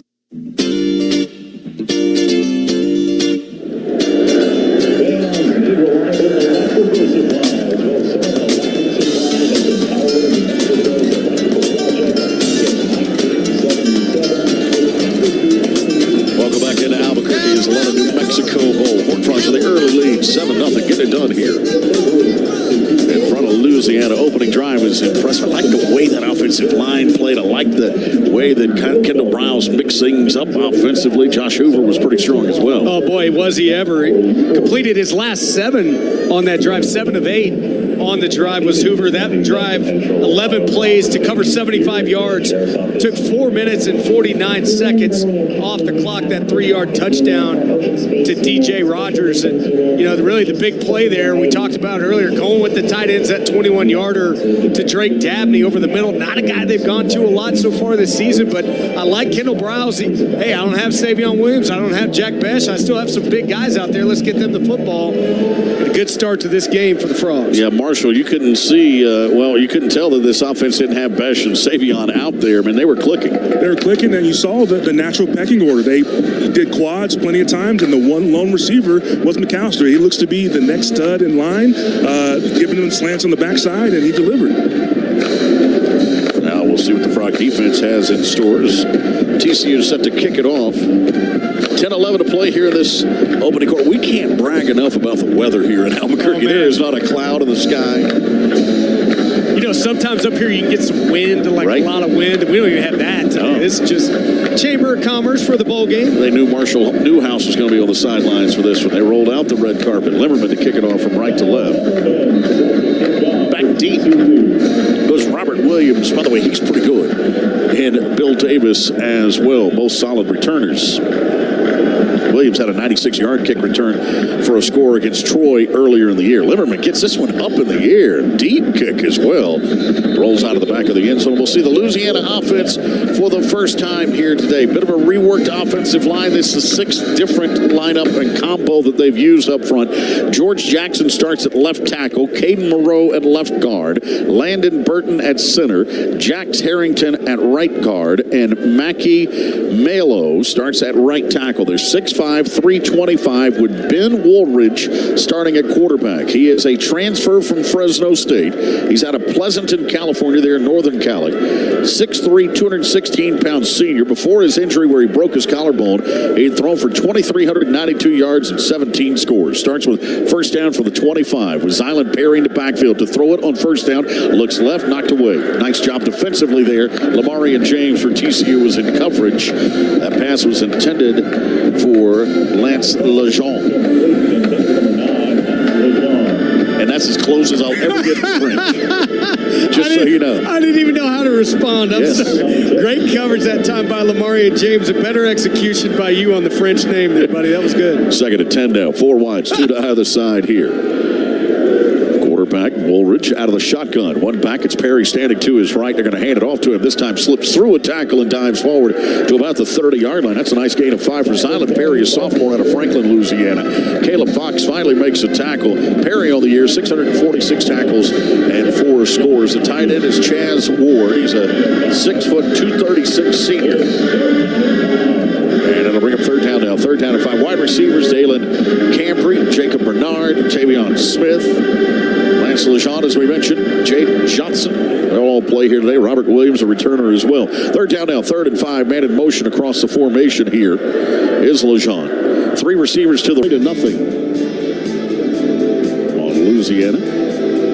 Frogs in action here in this college football bowl game. Close out the season with their 9th win of the year.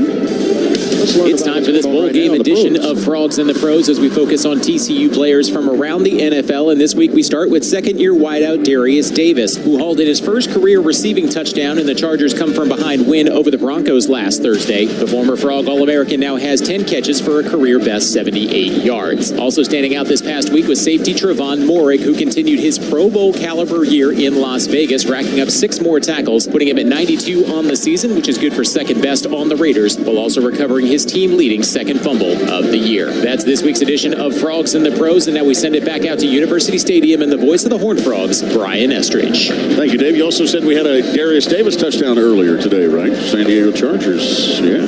The season in as many weeks earlier on today, and the Chargers went over the Patriots and punched their ticket into the playoffs, actually. By the way, I just showed my age there and said San Diego Chargers, right? They should Los be. Angeles. They should be. The San Diego Chargers, yes. Let's be honest. Yes. Should be.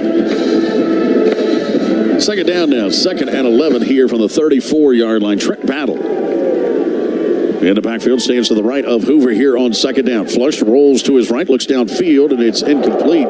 Jordan Bailey, that one was almost intercepted. That ball was thrown well in front of him, and he didn't make an effort for it, so the defender did, and almost comes up with the pick. That was Antoine Bayless who almost got a hand on it. Yeah, I don't know what was going on with Bailey there. Maybe he thought he was wide open, didn't have anybody around him, but you're right, the ball's thrown inside of him, by about 3 yards, and he just kind of watches it go by him. Bayless, a senior out of Mansfield.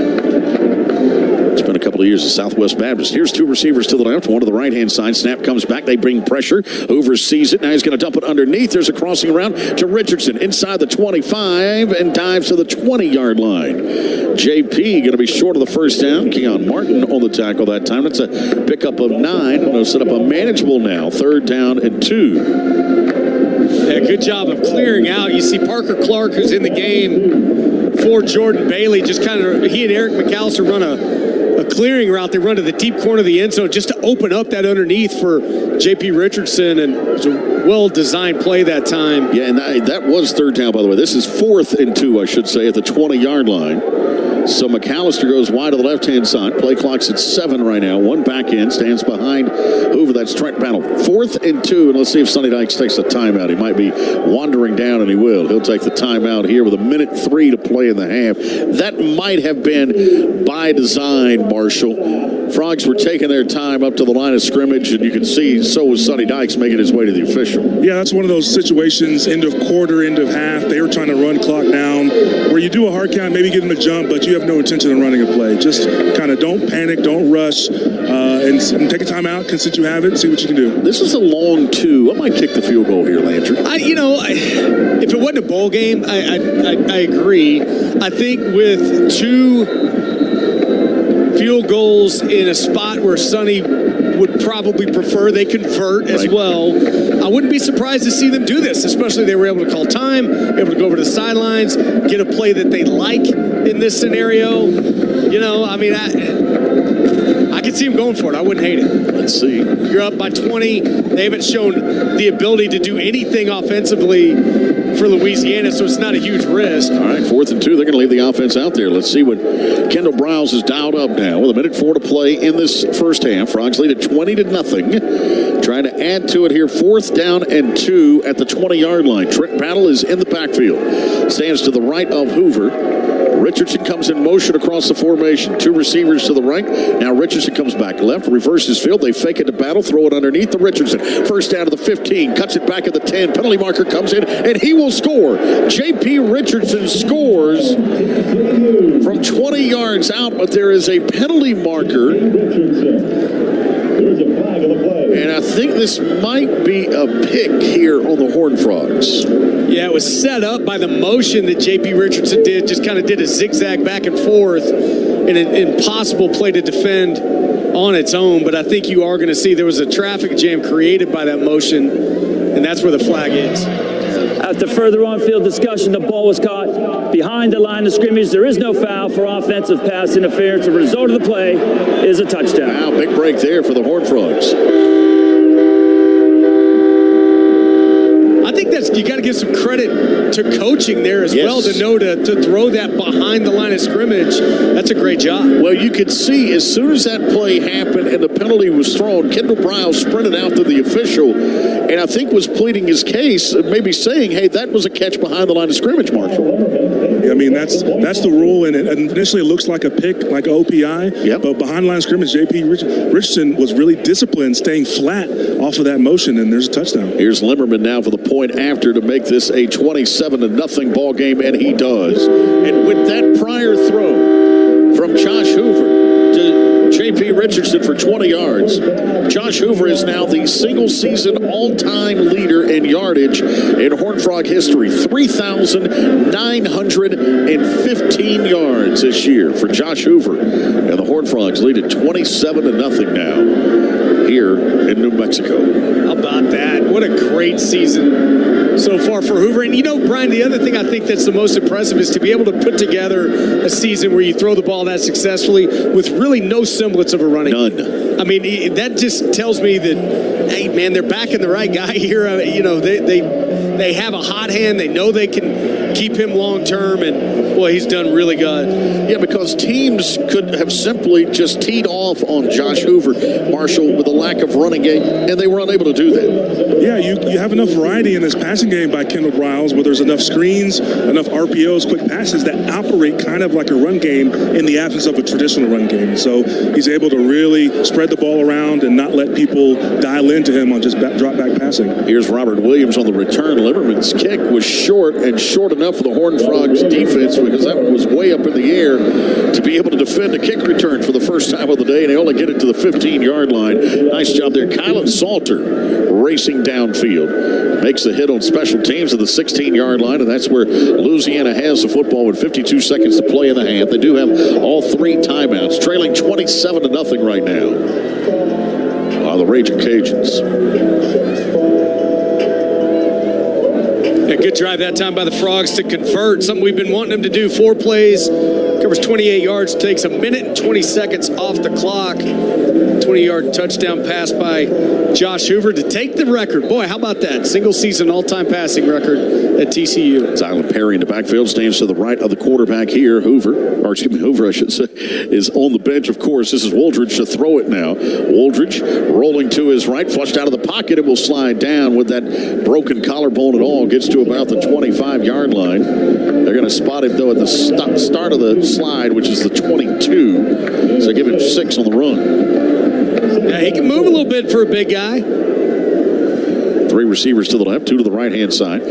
Frogs a little confused defensively. Woldridge to throw the football over the middle of the field. It's dropped. At the 35-yard line, Lance Lejean unable to hang on to it. 3rd down and coming. Lance Lejean looked like he was handling a hot croissant. Yeah, he did. Dropped that one. You know, he hasn't been helped. Has been Woldridge today. He's got 3 drops so far on the day, and every one of those passes has hit the guys in the numbers. That time Lejean's got to make that play. He's just on a deep, kind of a 20th. Deep dig route, and just isn't able to make the play. That's the 20th play that Louisiana has run in this first half. Frogs have run 45. Wow. 24 seconds left. 3rd down now. 3rd and 4. Well, Woldridge takes the snap. Quick hitter, right-hand side, incomplete. A little timing route, and that's where Woldridge has been out for about 5 weeks. He was looking for Lejean that time. Falls incomplete. 4th down, and Louisiana's going to be forced to punt away. Yeah, just timing. You know, it's just off a little bit. And the other thing I was wondering, too, Brian, coming back from a collarbone injury, that's got to have an effect on his ability to throw the football as well. Woldridge has thrown 10 passes in this ballgame. Only 1 has gone for positive yardage, by the way. Nathan Torney is out to punt this one. JP stands back at the 39-yard line. Now a penalty marker comes in. There was movement up front. Let's see. False start. Offense, number 39. Backs him up. 5-yard penalty. It's 4th down. Nice job there. Nice discipline, by the way, by TCU as well. Yeah, now you're getting into the point of the field where with 21 seconds left, TCU's got 2 timeouts left. Got some time to maybe put another drive together. Here's a punt. It's a bad one. Low line drive picked up by Richardson to the 46 across midfield. Turns it up, takes on a tackler, and gets to the 42-yard line. 11 seconds left here. So you got a chance to run 1 play and then bring the field goal unit out there. Remember, you got altitude as well. 37-yard effort. And Richardson with a 12-yard return. Well, Brian, I tell you, I like the size mismatch with Eric McAllister versus the secondary for Louisiana. You know, you got Keon Martin, who's 5'9", Tyrone Lewis, 5'11", Amir McDaniel, 5'8". I mean, I might want them to take a shot up top to Eric McAllister and see if they can get it close, maybe get him in. Well, here's the other thing. You've got a timeout. You've got 2, actually. The middle of the field, you can still throw in the middle of the field here. You bet. And that has been where the Frogs have made a lot of hay in this first half, as Hoover in this first half has thrown for 218 yards and 3 scores. 1st and 10 for the Horned Frogs from the 43-yard line of Louisiana. 3 receivers right, 1 to the left-hand side. Hoover takes the snap. Pressure comes from the edge, and he's sacked. Back of the 47-yard line. Big hit by Amir McDaniel. Frogs are going to let this first half clock run down, I think, down to 4, 3, 2, 1. Yep, and Sonny Dykes will take a 27-0 lead into the halftime locker room. He'll make his way over to talk to Marshall Newhouse. Sonny Dykes with a conversation with Josh Hoover right now, mainly of what just happened there. So Coach Dykes hands his headsets over. Marshall Newhouse will make his way over to visit with the head coach. Brought to us by our friends at D&M Leasing. And the head coach is with Marshall Newhouse right now. Let's see what he has to say. Coach, 27-0 so far. How do you feel about the run game, though? Well, we're not running the football very well. We got to get it going in the second half. It seems like it's been something the whole time. We've had some opportunities. We blocked up front, running back was a little too quick once or twice. So that's one thing we got to get cleaned up, obviously. Quarterback's not hit too much, so we got to get that fixed. Thanks, Coach. That's Sonny Dykes, the head coach of the Horned Frogs. His team's up 27-0 right now here. Pretty positive first half for his bunch as they head into the locker room for TCU. Halftime show starts next after this timeout. And a word from Frostbank. At Frost, we believe in going the extra mile, like opening more locations to be a part of more communities. Overdraft grace, which means no fee if you overdraw your Frost Personal or Frost Plus account by $100 or less. And the little things like cookies, coffee, or that time when there was a fire at a Fort Worth daycare and Frost bankers entertained 26 kids with snacks and games until their parents could pick them up. That actually happened. Frost, exactly what you unexpected. The holidays were made for memories. This season, make yours sophisticated and stylish with the purchase of a new Cadillac. Whether it's the all-electric Cadillac Lyriq, the redefining Cadillac XT5 and XT6, or the performance in the CT5. Be iconic this winter and make your journey getting there just as exceptional as being there. Visit your Cadillac showroom today for the season's best sales event. Hey, Frog fans. When you stay at Omni Fort Worth, you stay at the hotel of your favorite team. It's right in the heart of Horned Frog Country, close to the stadium, and has everything you'll need to close out a great game day in style. Football is a way of life in Texas, and there's no better place to paint the town purple, relive the best plays of the day, or celebrate a big win. So, Horned Frog fans, when you hear the Froghorn calling, stay in the game at Omni Fort Worth, proud sponsors of TCU Athletics. This is former Frog quarterback Ty Gunn, and you're listening to the Horned Frog Sports Network, Learfield. United Way of Tarrant County's Volunteer Income Tax Assistance, or VITA program, helps hardworking families get the most out of their annual tax refund. VITA volunteers help Tarrant County neighbors get the largest refund possible or have a better understanding of what they owe free of charge. To volunteer for VITA or support the program, visit unitedwaytarrant.org/VITA. That's unitedwaytarrant.org/VITA. We've got your perfect pregame hangout covered. Head over to Frog Alley on Stadium Drive, right in front of Amon G. Carter Stadium, before every Horned Frogs football game. Enjoy a cold brew at the TCU Beer Garden. Savor delicious bites from our fantastic vendors. Or let the kids have a blast in the kids zone. Plus, you can groove to some live music as well. Frog Alley opens 3 hours before kickoff, so get there early and soak up the game day excitement at TCU. For more info on Frog Alley, visit gofrogs.com.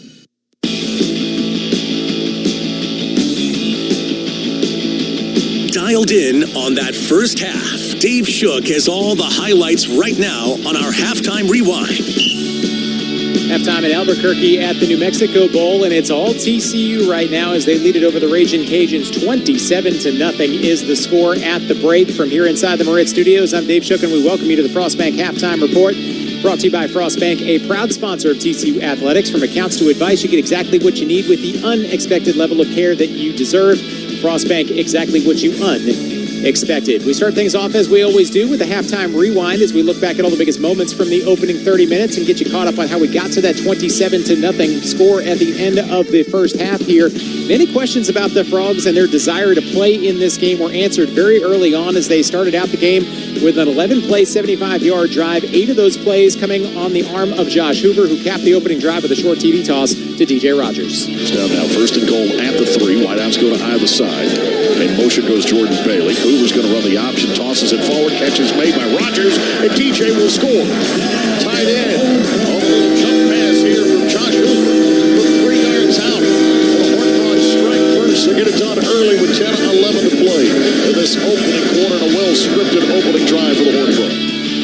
catch of the season in the end zone for Rodgers as the Frogs led it 7-0 just 5 minutes into the game. Ragin' Cajuns had an opportunity to answer, but the drive stalled just past midfield and ended in a missed 54-yard field goal. And then the Frogs would take advantage of that missed opportunity for Louisiana, pushing the ball down to the goal line before facing a fourth down and goal from the 1. And that's where Josh Hoover made some magic out of nothing.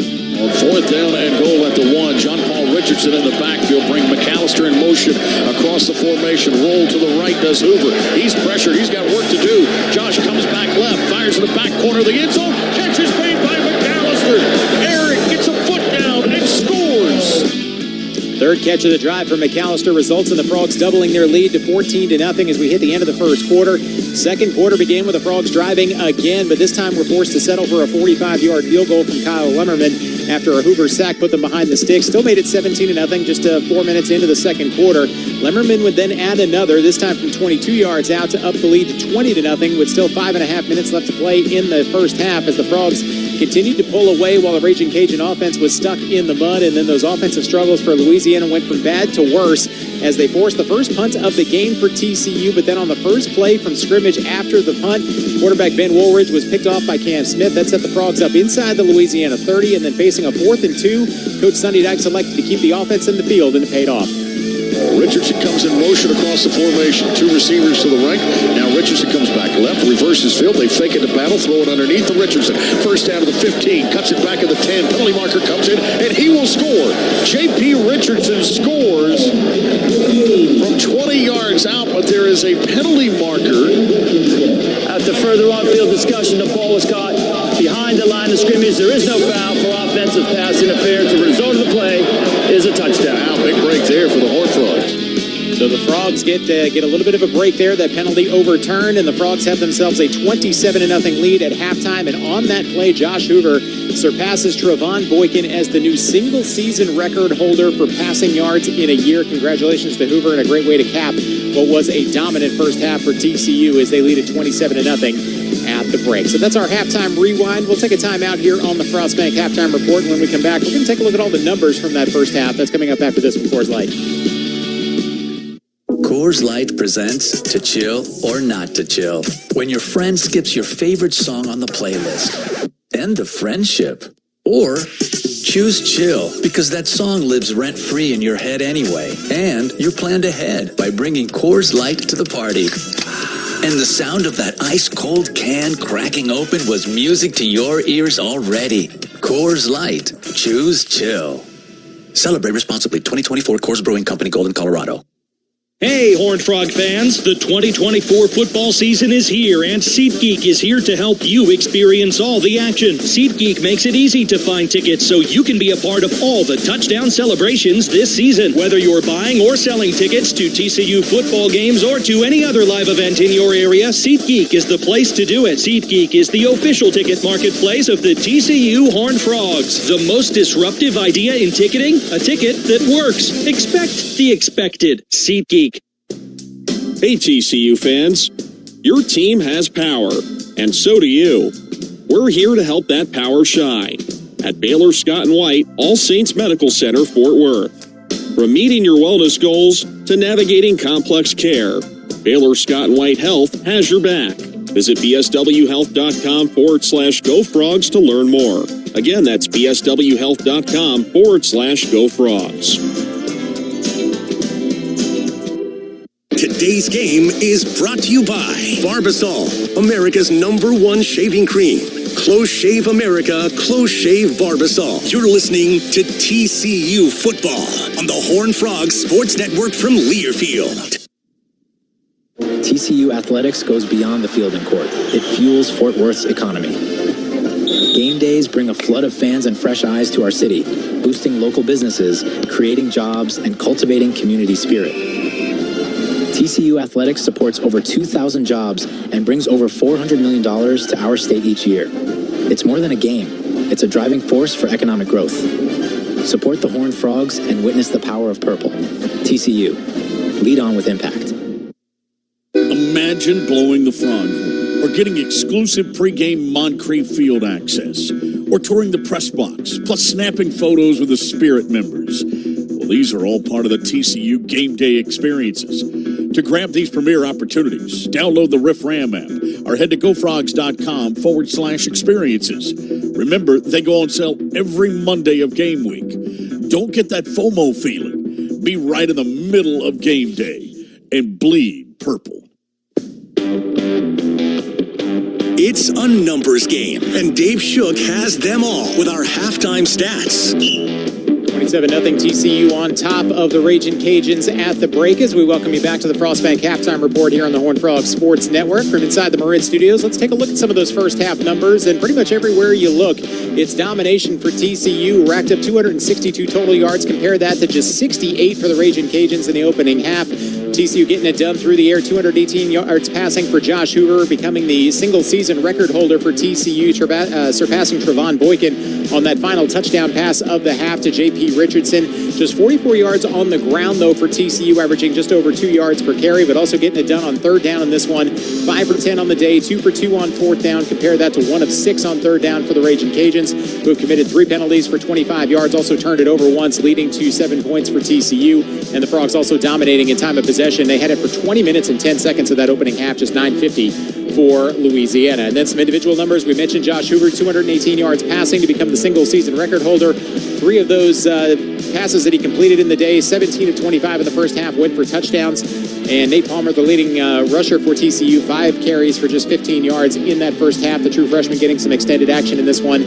Eric McAllister also chipping in for the Horned Frogs, had a big first half, receiving 8 catches for 87 yards, including a touchdown pass. And then Devin Deal leading the way defensively, 3 tackles, 1 sack, and an extra half tackle behind the line of scrimmage in that opening half for TCU. And then much was made about quarterback Ben Woolridge, the Offensive Player of the Year in the Sun Belt, returning today. Has really struggled, though, just 3 of 10 throwing the football for 21 yards and an interception. So that's a look at some of the first half numbers in this one. We'll take a timeout. When we come back, we're going to go around the country with the Coors Light scoreboard, get you up to date on all the action from around the rest of college football on a busy bowl Saturday that's coming up after this, with TCU leading at 27-0. We'll be back with more after this and a word from the Railhead. Life's too short to live in Dallas. That's the motto at Railhead. It's on the walls and the staff shirts. Railhead Smokehouse offers a spectacular menu of heaping plates of ribs, sliced beef, fries, and cheddar peppers. With weekday specials and their world-famous ice-cold schooners of beer and margaritas. From the barbecue landmark at 2900 Montgomery, just off I-30. Remember, the best barbecue in Fort Worth is at Railhead Smokehouse, home of the Sunny Dykes radio show Mondays at 6 p.m. Welcome to the Make It Jingle with Chris Kringle podcast. Today we're talking to Jan from Toyota, all about Toyotathon. Hi! So, Jan, got any red Tacomas? Yeah, we have a great selection of vehicles, including Tacomas. After my big job, I'm taking the missus down to Florida to go surfing. Did you say Florida? Can the elves and I go too? Dealer inventory may vary. Offers are subject to change throughout Toyotathon, which ends on January 6th. See your participating Toyota dealer for details. Toyota, let's go places. Which schools will take home the prestigious Learfield Directors Cup as the top college athletic programs for the 2024-25 college athletic season? You can follow the standings of your favorite team or alma mater at L Directors Cup on Twitter and online at thedirectorscup.com. Trophies will be awarded in June 2025 to the winning institutions in all college sports divisions. Learfield Directors Cup, the crowning achievement in college athletics.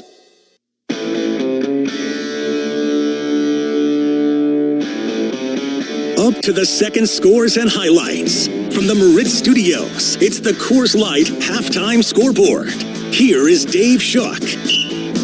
Frogs in control of this one. They lead at 27-0 over the Ragin Cajuns of Louisiana at the break. We'll get you back out to University Stadium in Albuquerque here in just a couple of minutes. But first, a quick check of the Coors Light scoreboard. One other game featuring a Big 12 team in progress right now. It's at the Pop-Tarts Bowl in Orlando, where 18th-ranked Iowa State, the Big 12 runner-up, taking on 13th-ranked Miami. And this one's been an offensive shootout thus far, as the two teams exchanging touchdowns in this opening quarter. It's tied at 14, as Miami has just tied the game just a moment ago with 4 minutes left to play in the first quarter in that one. And then still to come a little bit later on today, what quarterback Jake Retzlaff for BYU has dubbed as the People's Big 12 Championship game. The 17th-ranked BYU Cougars looking for an 11-win season as they take on 23rd-ranked Colorado at 6:30 in the Alamo Bowl at the Alamo Dome in San Antonio. And then a couple of finals from earlier on today, including the Fenway Bowl that saw North Carolina and UConn get together at Fenway Park in Boston. Ends with a win for the Huskies, 27-14, as the Huskies win their first bowl game since 2010. And in the Pinstripe Bowl in New York City at Yankee Stadium, it was Nebraska holding off a late rally from Boston College to win it 20-15 as the Cornhuskers finished the season at 7-6. So that's a look around the rest of college football on a busy Saturday here around the college football bowl sphere. We'll take a timeout, and when we come back, we're headed back out to the stadium to get today's locker room report with Marshall and Landry. That's coming up after this from your local Moritz dealer.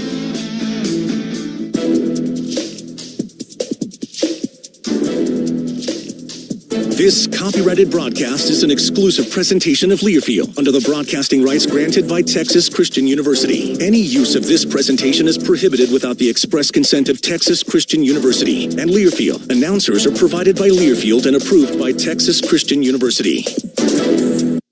Moritz Chrysler Jeep Dodge Ram invites you to shop our incredible inventory of Jeeps. And we've got a lot to choose from.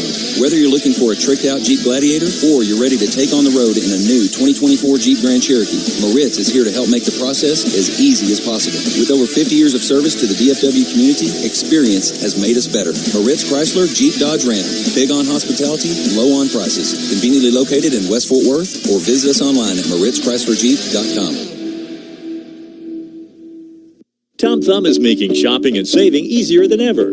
Check out Tom Thumb for You in our mobile app, where you can shop for groceries and save weekly with digital coupons all in one place. With Tom Thumb for You, you can earn rewards points every time you shop and redeem them for discounts on groceries and up to $1 per gallon on gas. Brand new Tom Thumb for You members receive $5 off their next $25 purchase just for signing up. Download the Tom Thumb app or go to TomThumb.com to sign up. Tom Thumb, DFW's grocer since 1948. Coors Light presents To Chill or Not to Chill. When your friend skips your favorite song on the playlist. End the friendship. Or choose chill, because that song lives rent-free in your head anyway. And you're planned ahead by bringing Coors Light to the party. And the sound of that ice-cold can cracking open was music to your ears already. Coors Light. Choose chill. Celebrate responsibly. 2024 Coors Brewing Company, Golden, Colorado. Hi, this is Norm Bulash, and you're listening to TCU Football on the Horned Frogs Sports Network from Learfield. Stay in the know with all things TCU athletics anytime, anywhere on your mobile device by downloading the Riff Ram app. The Riff Ram app is the official TCU athletics mobile app. With it, you get breaking news and score updates, plus live game play-by-play and game statistics with all of the info that you need on game day. Stay in the know with the Riff Ram app. Download it today through the iTunes App Store or get it at Google Play and bleed purple. At TCU, our students mean business. With more than 36,000 internship hours logged every year, Horned Frogs are gaining real-world experience and making their marks in the professional world. Is your business looking for driven, talented interns? Hire a Horned Frog and bring that dedication and skill to your team. Visit tcu.edu/hireafrog to find out how you can tap into this incredible pool of talent. TCU, lead on with impact. Second half kickoff is minutes away. But first, a preview of the halftime adjustments made by Coach Sonny Dykes and staff with our exclusive locker room report. Elvis is back in the building. Well, actually, Elvis has a day off, but Marshall Newhouse is here. He was in that locker room. And a lot of time spent with the offensive line. You were telling us, Marshall, there was some things that Sonny Dykes needed to work through with A.J. Ricker. Am I right? Well, yeah, you would think being up 27-0, there wouldn't be a whole lot to talk about. Lots of smiles, lots of hugs. But coming off the field there, Sonny Dykes was not happy with A.J. Ricker. A lot of the pass protection issues have been leaking out on all phases, with the tackles on the edges, with the guards up the middle, and then also with the running backs up the middle. Some miscommunications. Josh Hoover has had some free runs, and that's prevented this score from being even more lopsided, in my opinion. So I think in the locker room, there's a lot of discussion about shoring up the things that are in the way, the mental things, and then the physical things. Hey, we'll just run the ball the other way. We'll add a guy in protection, little things like that. But staying out of your own way. Again, they're up 27-0, but those little things are what takes you from one level to the next. Yeah, and it also, we may have discounted the loss of the starting center who hit the portal. and you bring Colton Terry, and Colton's played center before, but it's not as much a physical thing maybe as much as it is a communication issue at this point, huh? Absolutely. I mean, the center controls a lot of communication up front with protections. Louisiana is bringing some very complicated looks, some double-A mugs, a lot of simulated pressures where they have 6-7 guys in the line of scrimmage and they don't always bring them. So you've got to be on the same page. Even if it's not the perfect protection in my experience, if everybody knows where they're going, we at least have a chance to get the play off. And a lot of these plays, Hoover's getting hit in 2 seconds and he's having a scramble. Thank goodness one wasn't a sack fumble, one wasn't a pick.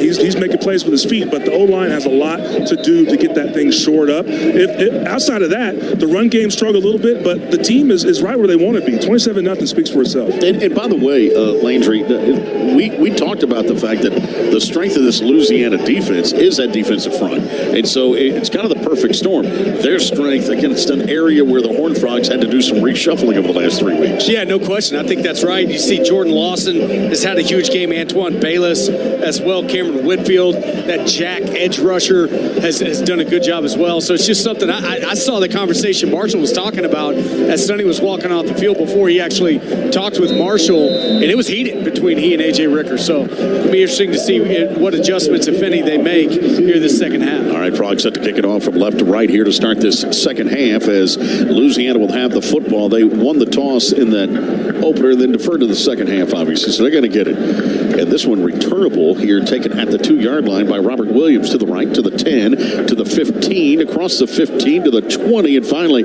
taken down to the 21-yard line. That's where Louisiana will have the football, the 21-yard line, with 14:53 to play.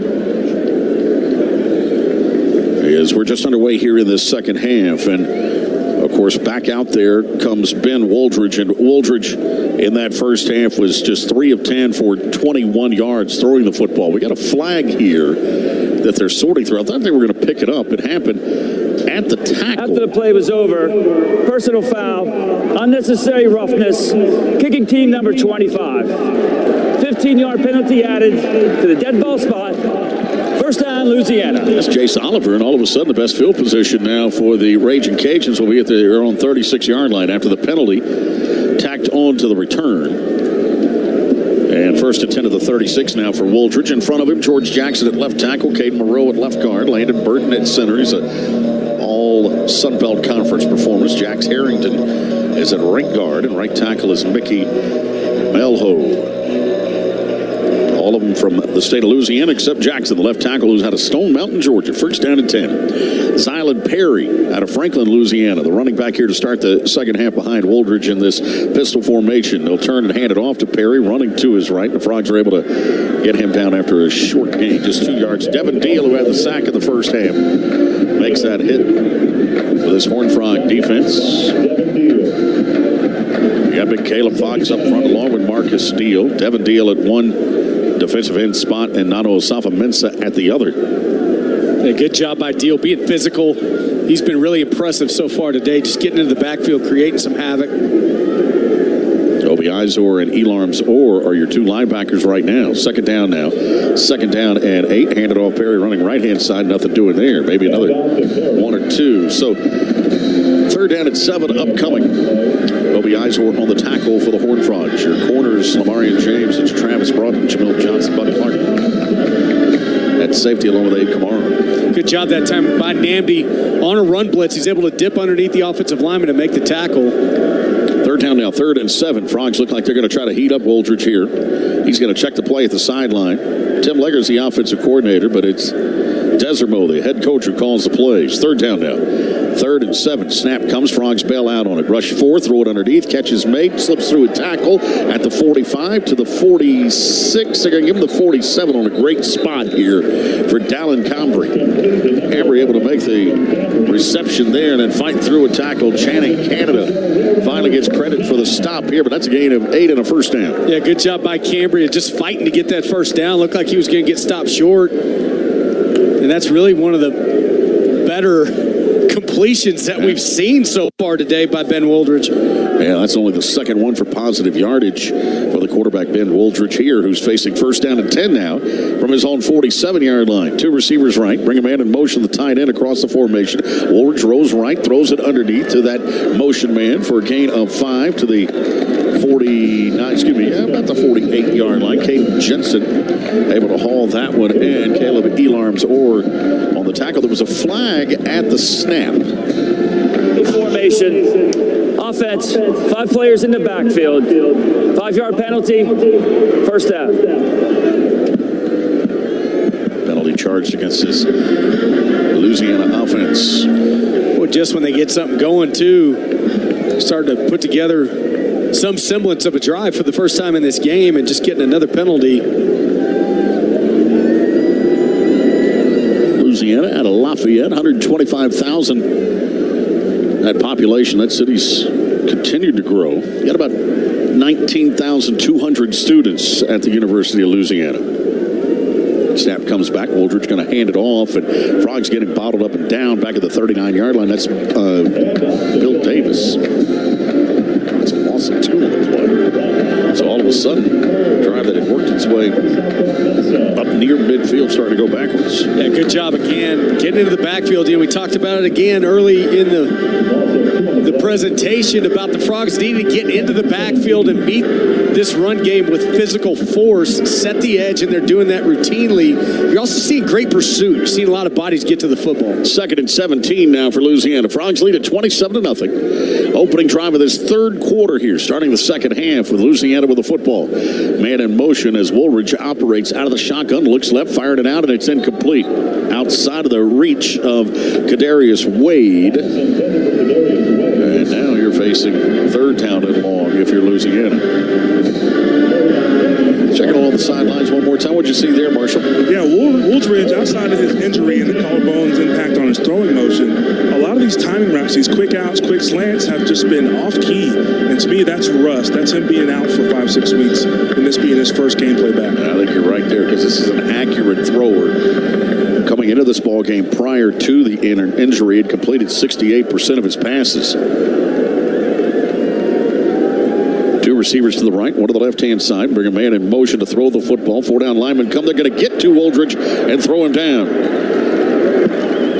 Back to the 28-yard line. Sack that time. Cooper McDonald able to get there along with Caleb Elarms Orr. And that's a loss on the play of 11. And it's 4th down and forever for Louisiana. 4th and 28. They're forced to punt it away. Well, I love the defensive call that time by Andy Avalos. Actually drops Nano Safamensa into pass coverage into the far flat. Takes that away. And the Horned Frogs do a really good job adjusting to the route. Here's Torney to punt it away. High snap. He's able to go up and bring it down. Richardson underneath it, and he's hit. The penalty marker is going to come in after the fair catch at the 31-yard line. That's a 39-yard punt, but a penalty is going to help out here on the field position for the Horned Frogs. A fair catch was made at the 31-yard line. I think that's Landon Baptiste who ran into Richardson. Kick catching interference. Kicking team number 33. Yep. 15-yard penalty from the spot of the foul. First down, TCU. 4.3 on the hang time. Timeout of the field. We'll take it with them. 11:02 to go. First drive of the second half upcoming next for the Horned Frogs. They lead at 27-0 right now. And the Isleta New Mexico Bowl in Albuquerque. Back we come after this timeout. And a word from our friends at SeatGeek. Hey, Horned Frog fans, the 2024 football season is here, and SeatGeek is here to help you experience all the action. SeatGeek makes it easy to find tickets so you can be a part of all the touchdown celebrations this season. Whether you're buying or selling tickets to TCU football games or to any other live event in your area, SeatGeek is the place to do it. SeatGeek is the official ticket marketplace of the TCU Horned Frogs. The most disruptive idea in ticketing, a ticket that works. Expect the expected. SeatGeek. Coors Light presents To Chill or Not to Chill. When your friend skips your favorite song on the playlist. End the friendship. Or choose chill because that song lives rent-free in your head anyway. And you're planned ahead by bringing Coors Light to the party. And the sound of that ice-cold can cracking open was music to your ears already. Coors Light. Choose chill. Celebrate responsibly. 2024 Coors Brewing Company, Golden, Colorado. Hey, TCU fans. Your team has power, and so do you. We're here to help that power shine at Baylor Scott & White All Saints Medical Center, Fort Worth.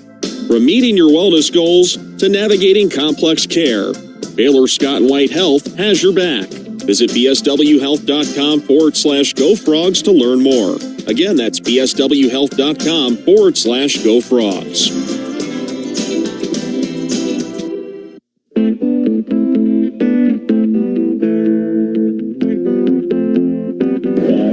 Today's game brought to you by Texas Health. They're here to help you and every fan be their healthiest self, no matter their stage of life. Learn more, texashealth.org/TCU. Frogs in control here, 27-0. We see their first drive of the second half after the penalty. Pretty good field position here for TCU. This drive will start at the TCU 46-yard line. Josh Hoover in that first half was excellent throwing the football. Becomes a single-season leader with 218 yards throwing. Passing Trevon Boykin, 3 touchdowns in that first half on 17 of 25 throwing.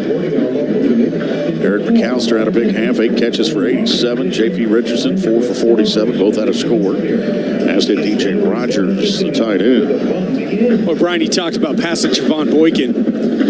I don't know that Josh Hoover's getting enough credit for the job that he's done to set that record this season. I mean, I think back on that Boykin year as one of the most incredible passing years that I can remember from a TCU quarterback, and here he passes him. And, I'm not sure the TCU fan base, well, maybe they do appreciate it. I don't know. I've just not heard as much talked about it. Yeah, and I think to your point, too, remember Trevon benefited from a running game. He did. He had a great running game. Yeah, and Josh doesn't have that. And every one of those offensive linemen went to the NFL, by the way. So the Frog offense starts 1st and 10 now at the 46-yard line. With Josh Hoover in that reworked offensive line, Bless Harris at left tackle, Ryan Hughes at left guard, Colton Deary at center, Remington Strickland at right guard. And right tackle has been Taylor Whitfield. Drake Dabney and DJ Rogers, both tight ends, at big halves. Trent Battle in the backfield stands directly behind Hoover here on first down. 1st and 10 for the 46. In motion goes Rogers, the tight end, from right to left in this formation. Hoover out of the pistol formation with Battle behind him on first down. Play action, rolls to his left. Looking, throws it left. Catch is made at midfield, and John Paul's going to step forward into Louisiana territory. Finally punched out of bounds here at the 48-yard line. That's a 6-yard gain. Yeah, he wanted the deep out route to McAllister. It was really good coverage that time by Keon Martin, who I've been impressed with today. Takes that away to where he has to go to his check down, J.P. Richardson. Hoover going to hand it off this time to Battle. Battle looking for something. Now he hits that second gear inside the 40. 35 on his feet, 30. Turns forward here to the 25 and all the way down to the 24-yard line. That'll get your run game going. That's a 24-yard gain for Trent Battle as Jordan Lawson finally brings him down with a little help from Tyrone Lewis. Yeah, well blocked. Is it me, or did it look like Battle was a little hesitant at first? He was looked like he was almost tripping and then just made a good run out of that. It's first down now. They'll hand it off to Battle. This time left. Had a little bit of a seam. Takes it inside the 21 and down to the 20-yard line. That's going to be nearly 5. We call it 4 officially. Jordan Lawson on the tackle. 24-yard run on the previous play. Marshall, well designed. Had a little help waiting on his guard in front of him, right? Yeah, it was a double guard pull, outside zone. Battle did a great job of being patient, waiting for his blocks to get there. Hits the edge, and that's been probably the most explosive run play of the day for TCU. Yeah, the next closest is 11 yards. 2 receivers to the right, 1 to the left-hand side. 1 back stands to the left of Hoover here on second down at 5. Slant right, and it's caught by Nowell. Breaks a tackle inside the 10, inside the 5, and Blake Nowell will score. From 20 yards out, Nowell found the end zone. Hit the horn here. The Horned Frogs go up in this ball game now. 33-0 on Louisiana. How about the moves by the big guy that time? Blake now catches the pass and just puts a juke on Lorenzel Dubose. The corner just gets by him. There's nobody else there. Again, Louisiana selling out to stop the run, and man covers. Josh Hoover sees it, checks to it. Touchdown TCU. Nice play.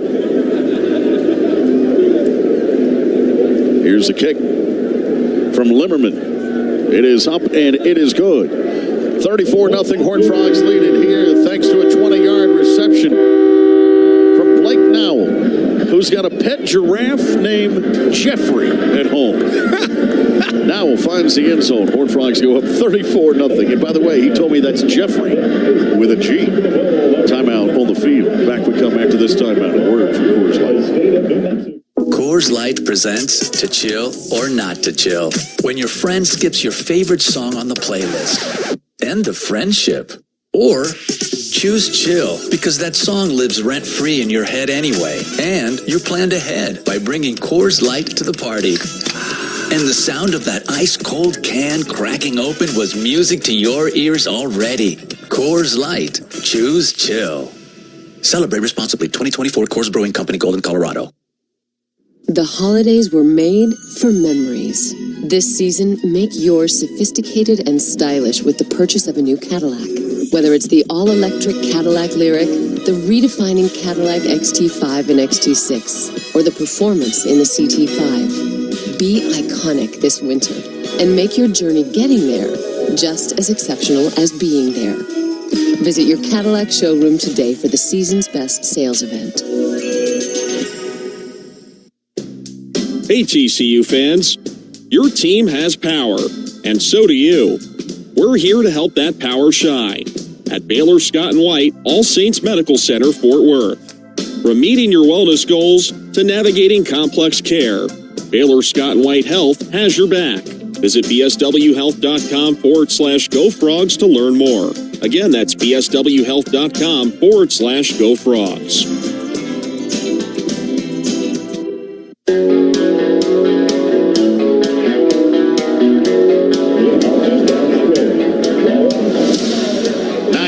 To play here in this third quarter. The Horned Frogs leading at 34-0 right now over the Louisiana Ragin Cajuns. Nice job there offensively, directed by Josh Hoover on that drive. Yeah, great job. You know, I'd been complaining because I had my quick strike drive, but I got it that time. 4 plays, covers 54 yards, takes a minute and 36 seconds off the clock. 20-yard touchdown that time to Blake Now. Good to see him getting a touchdown here, you know, for the senior out of Ardmore. Talked about his giraffe. We got that on the air as well. But yes, a good job by this offense. Got a giraffe, got a zebra, and Ardmore. I can't keep up with my dogs. Exactly. You know, when this game started, Marshall, I was a little worried, I'll be honest with you. The opening drive for Louisiana was 38 yards, and I was thinking, okay, this offense has got a little something with Ben Moldridge at quarterback. Since then, though, they've gone -5, 3, 6, 0, 1, and -6 yards on their drives. Frog defense has done a pretty good job, haven't they? Yeah, you know how you throw a piece of dead grass and you stick your finger in the wind to see how hard it's blowing? Yep. I think TCU, after those first drives, decided, hey, these guys aren't going to beat us over the top. The only thing they can do is run it. We're going to pack the box and make them beat us on the edges. And they have just not done that yet. Woldridge is, as we alluded to, a little rusty. So TCU's just hitting them in the mouth, seeing that they respond. And so far, 34-0 says no. Nate McCashlin kicks this one out of the back of the end zone. Louisiana with the football now, trailing 34-0 with 9:26 to go. The thing I want to keep an eye on here is, you know, maintain the discipline, right? This has been a very disciplined, very clean football game for the Frogs. Don't turn the ball over. So far, they've checked those boxes.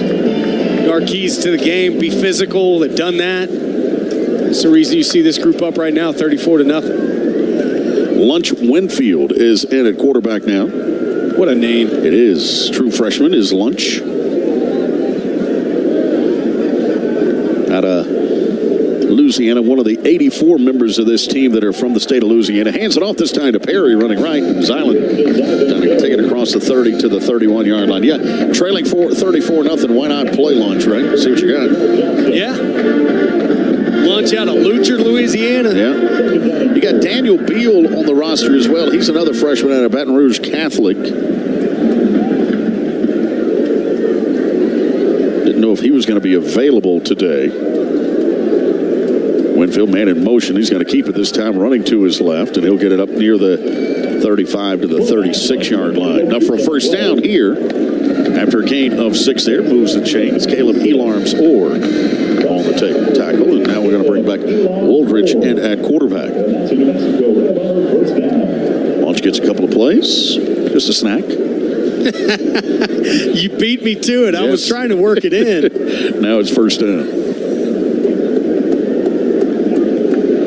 First and 10 here from the 36. Zylan Perry in the backfield again. Gets the handoff running to his right. Perry's going to take it up to the 36.5-yard line. That's all. We talked to Sonny Dykes in preparation for this game, and, you would think during his time at Louisiana Tech he'd played Louisiana. They never had. Are you serious? Louisiana Tech and Louisiana don't play. How about that? I know. It's kind of strange. In fact, he pointed out, he said until he got to Louisiana Tech and Grambling had never played.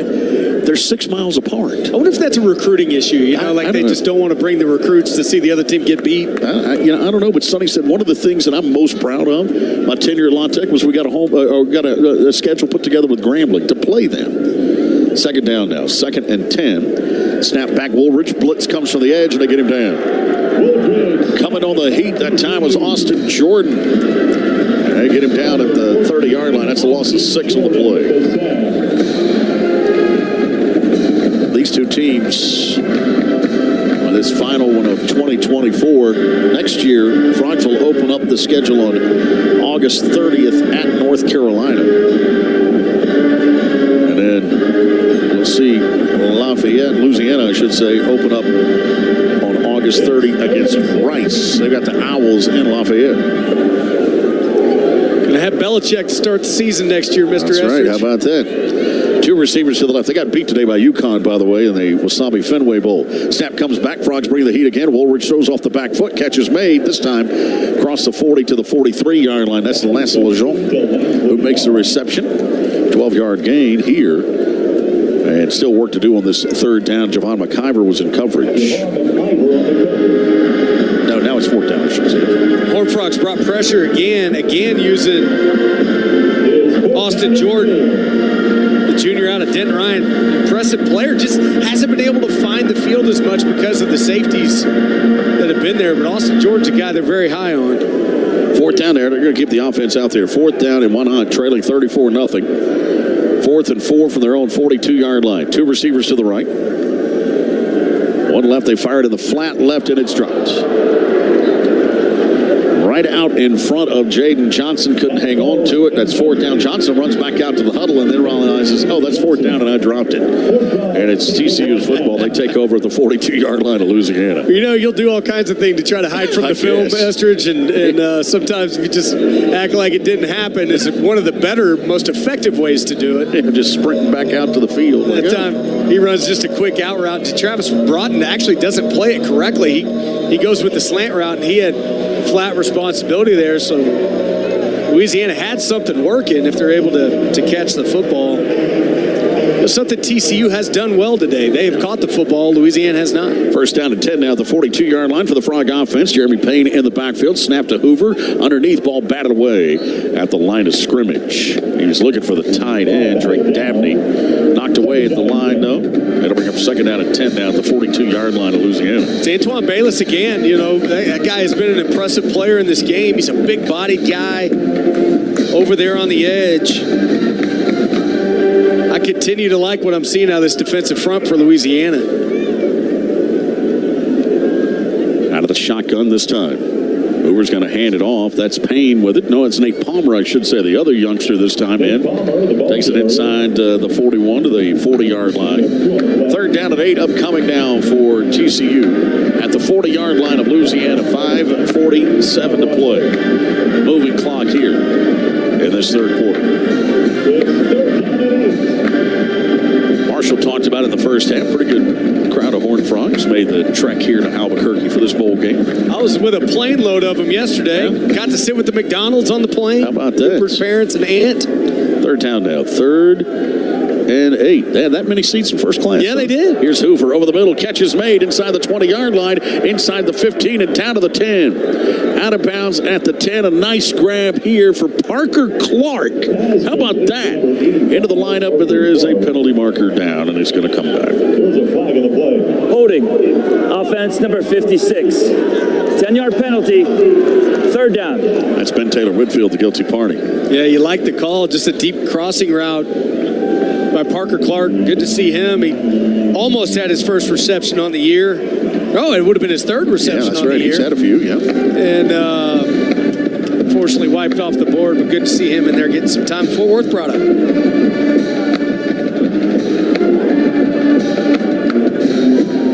Clark getting a little run here. Third down now. Back to the 50. They move the football.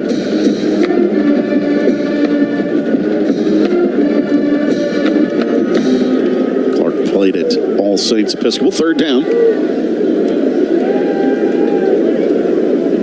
3rd and 18 for Hoover this time. Over the middle again. This one is tapped up in the air and incomplete. In and out of the hands of Drake Dabney. The middle of the field has been open for the Horned Frogs. Louisiana unable to come up with the pick, and now TCU is going to be forced to punt it away. Stops the clock with 4:54 to go in this one. Yeah, I think they would have had the conversion there if Dabney's able to pull that ball down. He tips it up. Cody Jackson, the safety, almost makes a play on it. He landed awkwardly, though, something to keep an eye on. He was kind of favoring his left knee as he came off the field. Jacob Bernard stands back at the 10-yard line. Crawl gets this one high, end over end kick. Going to watch it hit at the 4, backs up. Nice job there for the Horned Frogs to down it. At the 7, there is another penalty marker down. 43-yard effort. 4.7 on the hang time. A little pushing and shoving going on. Colton Deary in a conversation with a Ragin Cajun. Penalty is back of the line of scrimmage. Yeah, I don't think it's going to have anything to do with Colton Deary and the best flop I've ever seen out of the Louisiana defender. By the way, Brent Matisic was down to catch that one. Down it at the 6-yard line, the deep snapper for the Horned Frogs. Nice punt. Looked like a Wayne Gossard pitching wedge there. Backed up on it. Right by the hole, right? Here's this American Athletic Conference officiating crew kind of talking through this one right now. Let's see. Illegal formation. Kicking team, more than 5 members in the backfield. At 5-yard penalty will be added to dead ball spot. First down, Louisiana. Yeah, so they're going to take the penalty here and move it from the 5 to the 11, and that's where they'll start. Or they could have had him re-kick it. I think I would have had him re-kick that. Oh, for a number of reasons, I think I would have had him re-kick it. Number one, the chances are pretty good it's going to go into the end zone. Number two, you force that punt return or that punt coverage unit to do another wind sprint. Those guys are already tired. Yeah, I think I would have. Timeout on the field. We'll take it with them. 4:44 to play. Third quarter. Frogs up 34-0 right now on Louisiana. Back after this local timeout of the Horned Frogs Sports Network from Learfield. Looking for top talent? TCU is a magnet for the nation's brightest minds. After graduation, half of our students choose to stay and work right here in the Lone Star State, bringing their skills and passion to local businesses. Our graduates are making an impact, and they're ready to make a difference in your organization. Ready to connect with the best? Visit tcu.edu/hireafrog to learn more about how TCU talent can help your business thrive. TCU, lead on with impact.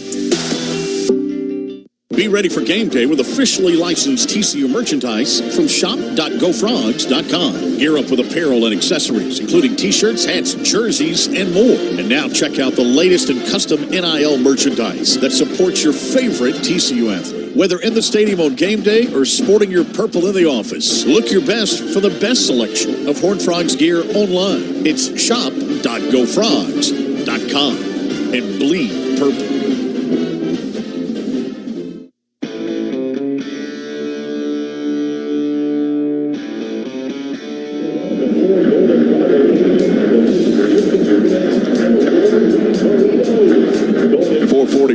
Here this third quarter.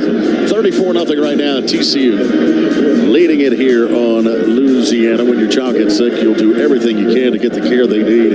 At Cook Children's, they've got locations across North Texas to make finding care as easy as possible. Find a doctor near you at cookchildrens.org. Frog defense back out there. Johnny Hodges, the leader of this group. He got a little bit emotional when talking about this being his last time out there for the Horned Frogs. It's going to make me cry. It's been a lot.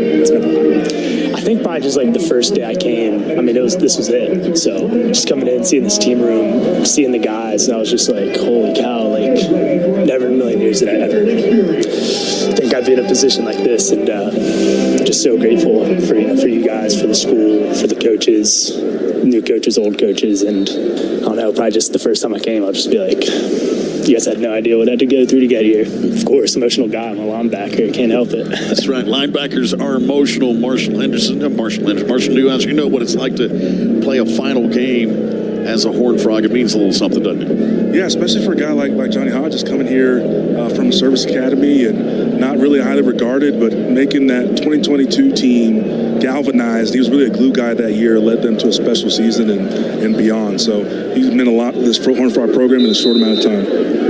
First down now for Louisiana. They'll start this drive at the 11-yard line. Bill Davis in the backfield here with Ben Woldridge, the quarterback, taking the snap. Going to hand it off to Davis with running room across the 20 and spins to the 25-yard line. That's going to be a first down. That's a gain of 13 on the first down run. Bud Clark on the tackle. You got some subs out there right now for this Horned Frog defense, by the way. Before that 13-yarder, he had 4 carries for 2 yards. First and 10 now at the 25-yard line. Wideouts to either side now. Woldridge, tight end to the left.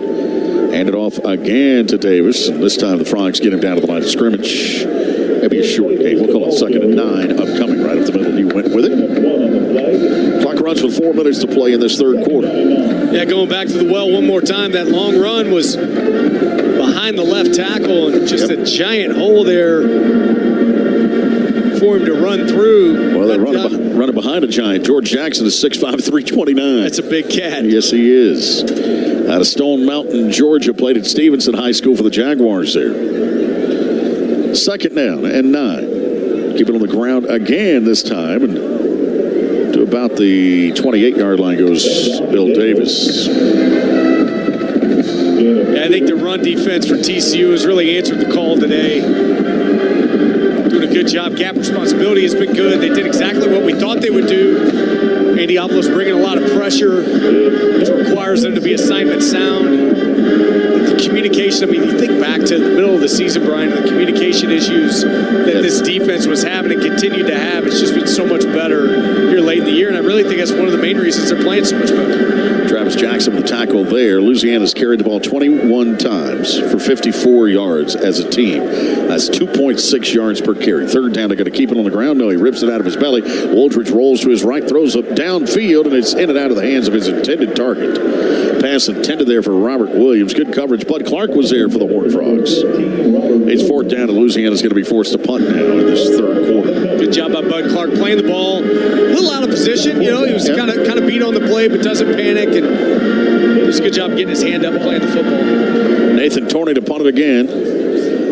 6th punt of the day, averaging 37.8 as J.P. Richardson's going to see his worst one of the day.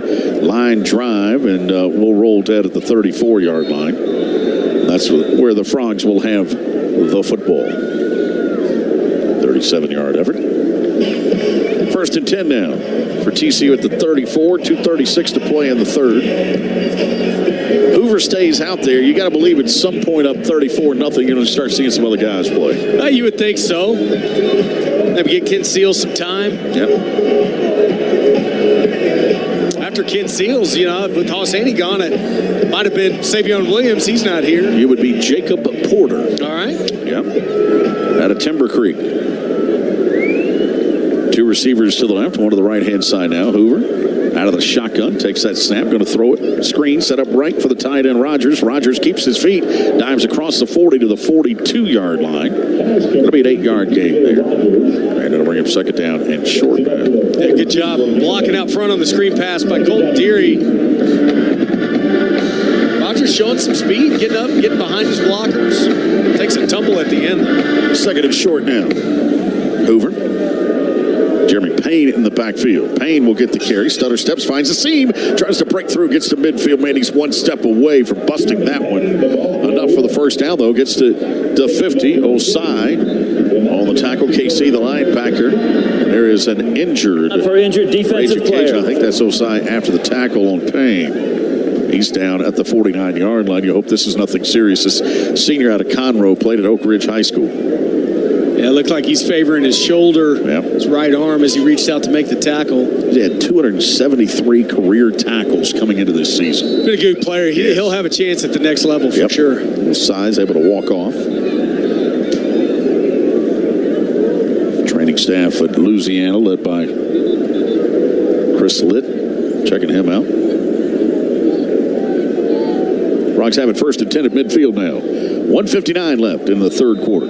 TCU leads at 34-0. Brian Estrich along with Landry Burdine. Marshall Newhouse along the sidelines here at University Stadium in Albuquerque. Our statistician is Brian Sperry. Spotters Wayne Gossert. Producer engineer is Kyle Cross. Dave Shook is back at our Marit Studios. And Sarge has the con for this one. Jeremy Payne in the backfield. To the left of Hoover, out of the gun this time. They're going to hand it off to Payne. Payne not much doing there. Jeremy, line of scrimmage. That's on the 50. Second and 10 upcoming. Tyrone Lewis on the stop that time for Louisiana. And just trying to get Payne on a dive play right up the gut. Again, you've heard Marshall talk about it a little bit in this game so far. That center guard play has just not been what the Frogs need it to be. Got to give him a little bit of a break. First time working together as a unit. Second and 10. Pressure comes. Hoover threw it right into the hands of the linebacker. Picked off here at midfield, and that's Jordan Lawson. Lawson still on his feet, racing down the right-hand side, and finally ridden out of bounds at the 31-yard line. Lawson with the interception and a 24-yard return. And great field position now for Louisiana. The Ragin Cajuns have it at the 30-yard line as Hoover has thrown his 11th interception of the year. Lawson just stood right in front of that one, able to grab it for his first pick. Yeah, Josh Hoover didn't see him, had his hand down, and on the snap, drops into coverage. Dropped a D lineman into coverage, and Josh Hoover did not expect Jordan Lawson to be there. Jordan Lawson's had a big game today. I got to tell you, if he keeps running, doesn't try to cut, I think he's got a chance to take that one to the house. He tried to get a little shifty. I think Lawson was surprised he caught it. I think so, too. First and 10 now at the 31. Zylan Perry in the backfield, stands to the left of Woolridge. Greatest threat of the day right now for Louisiana. Two receivers to the left-hand side. Woolridge, play action, fade, right-hand side, man coverage. Nice job there defensively. Step for step with the intended target was Lamarian James. They were looking the way of Lance Lejeune. That'll bring up second down and 10. Yeah, good job by James. Just knowing he's in position, doesn't hold, doesn't get his hands on him, risk a pass interference call, and just gets his hands up, plays his hands well. Good technique. Second down now. Second down and 10 at the 31. Two receivers to the right, one to the left-hand side. To the 31. This is as deep as Louisiana has been on the Horned Frogs. Woolridge play action, throws it underneath. Catch is made inside the 25-20 and down to the 19. That ball popped out. It's in the hands of a Horned Frog, I believe. Let's see. There is an injured Ragin Cajun. Frogs say they have the football. Caden Jensen made the grab. Officials are discussing this. TCU ran out of there with the ball. But was he down? Caden Jensen made the reception, took a big shot from the Frogs. The ruling on the field is that forward progress was stopped prior to the ball coming loose. First down, Louisiana. Well, a break there for the Ragin Cajuns. Moves the chains to the 19-yard line now. Yeah, I don't know about, it was definitely a fumble. He definitely dropped the ball, and TCU definitely recovered it. Yeah. Happened right in front of Marshall. We'll get his take on it. Marshall, it looked like a fumble from here. I think his knees and his progress had stopped. His knees were down. His progress had just stopped before they ripped it out there around the sideline. All right, it wasn't in bounds. All right, so good call. We got it there. They're going to let the third quarter clock run down. Yep, they will. That's going to do it for quarter number 3. Horned Frogs leading at 34-0 right now. Louisiana trying to put a bow on this season, looking for their 9th win of the year, pitching a shutout right now. By the way, former Louisiana grad knows a little bit about that. Ron Gitry. About that. Knew a little bit about throwing a shutout, right? Yeah, he did. 34-0 TCU up here on the Ragin Cajuns. 4th quarter action next. After this from the Railhead Smokehouse. Life's too short to live in Dallas. That's the motto at Railhead. It's on the walls and the staff shirts. Railhead Smokehouse offers a spectacular menu of heaping plates of ribs, sliced beef, fries, and cheddar peppers. With weekday specials and their world-famous ice-cold schooners of beer and margaritas. From the barbecue landmark at 2900 Montgomery, just off I-30. Remember, the best barbecue in Fort Worth is at Railhead Smokehouse, home of the Sunny Dykes radio show Mondays at 6 p.m. Hey, Frog fans. When you stay at Omni Fort Worth, you stay at the hotel of your favorite team. It's right in the heart of Horned Frog Country, close to the stadium, and has everything you'll need to close out a great game day in style. Football is a way of life in Texas, and there's no better place to paint the town purple, relive the best plays of the day, or celebrate a big win. So, Horned Frog fans, when you hear the Froghorn calling, stay in the game at Omni Fort Worth, proud sponsors of TCU Athletics.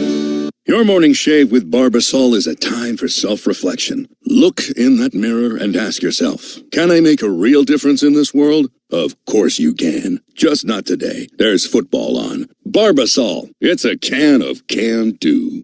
If you can plan barbecues and weddings, you can plan to protect yourself from a natural disaster. Sign up for local alerts, prepare an emergency kit, and make a family communications plan. Get started at ready.gov/plan. Brought to you by FEMA and the Ad Council.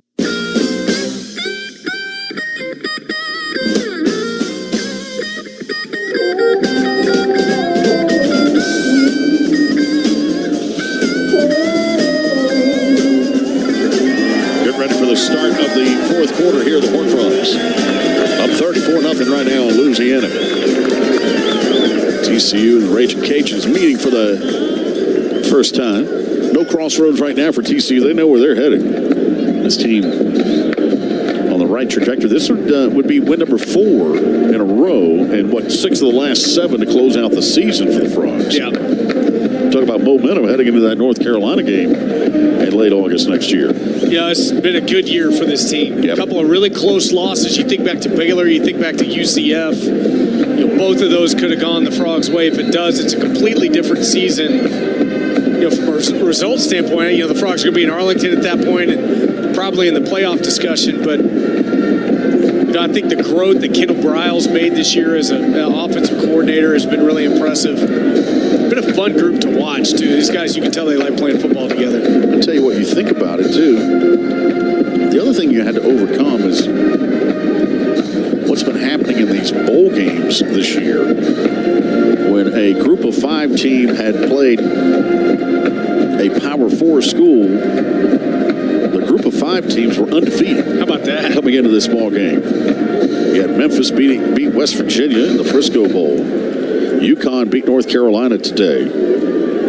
It had just been across the board where you see the Toledo with a 6 overtime win over Pitt here on first down. They're going to hand it off to Zylan Perry for a gain of a yard. Just across the board, those teams had success. I guess the lone exception would be Tulane and Florida. Brian, but going back to that Navy win over Oklahoma and all the argument about Alabama being in the playoff and how the games weren't competitive, that's why you play the games. I like the system as we have it. I'd like for them to change how they seed the teams, but Navy beating Oklahoma wasn't something anybody thought would happen. It happens. Just don't get rid of the bowl games. Yeah, I don't like that talk. Here's Woolridge on second down, rolling to his right, pressure of the backside, just simply threw this one away over the head of his target. It'll bring him third down now. Stations, let's pause 10 seconds for station identification here on the Horned Frogs Sports Network from Learfield.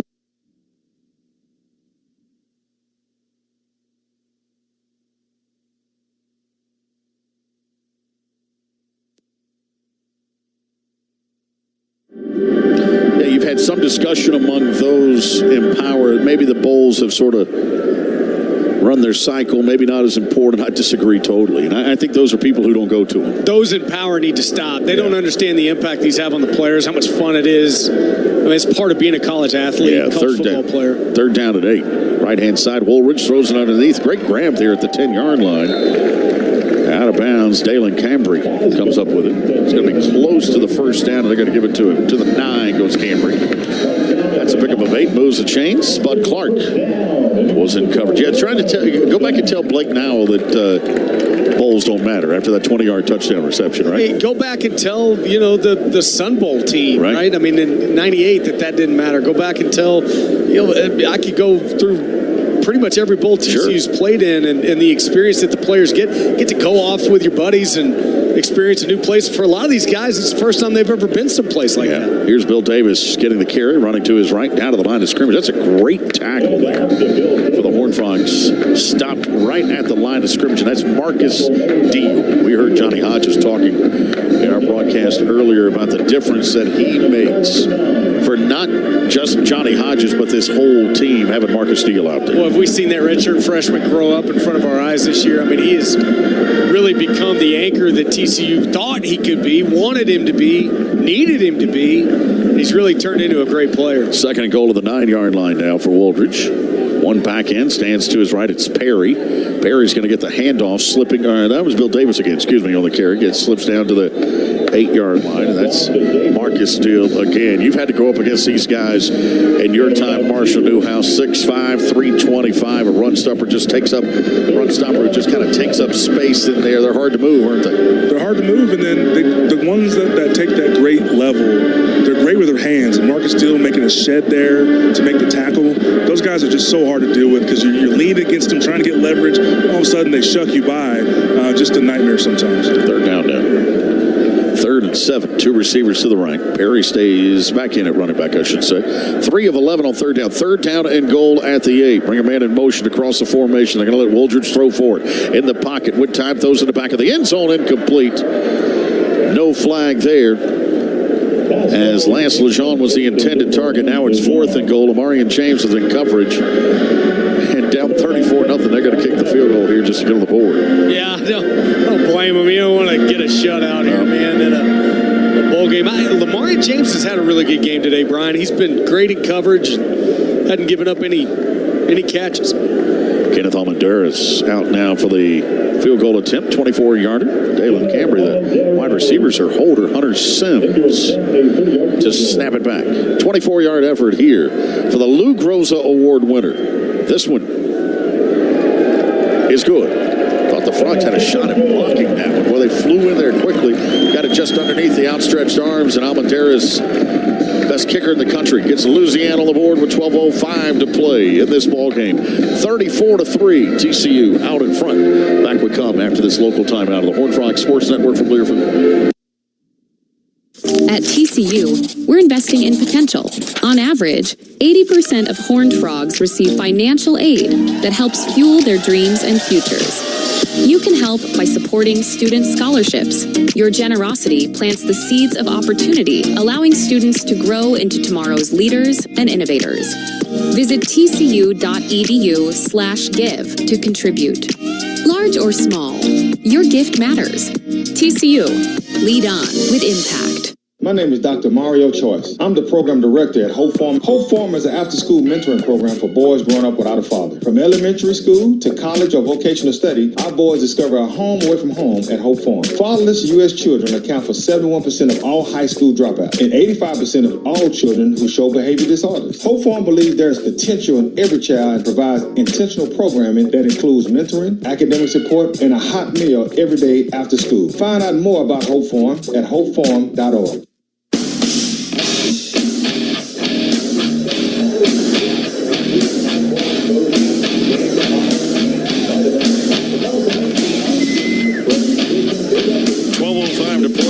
In this fourth quarter, the Horned Frogs leading at 34-3 right now in Louisiana.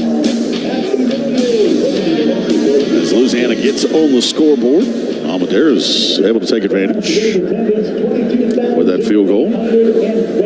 after the turnover by the Horned Frogs, right, Landon? Yeah, turnover. Josh Hoover throws the interception to Jordan Lawson, and Louisiana capitalizes 9 plays, takes 24 yards, 3 minutes and 46 seconds off the clock, the 24-yard field goal by the Luke Rosa Award winner, Almendares. Andy Avalos is going to be upset. His shutout has been spoiled. But I think, part of that is going to be they probably wanted to get Almendares a little palate cleanser after clanking one off the goalpost early in the game.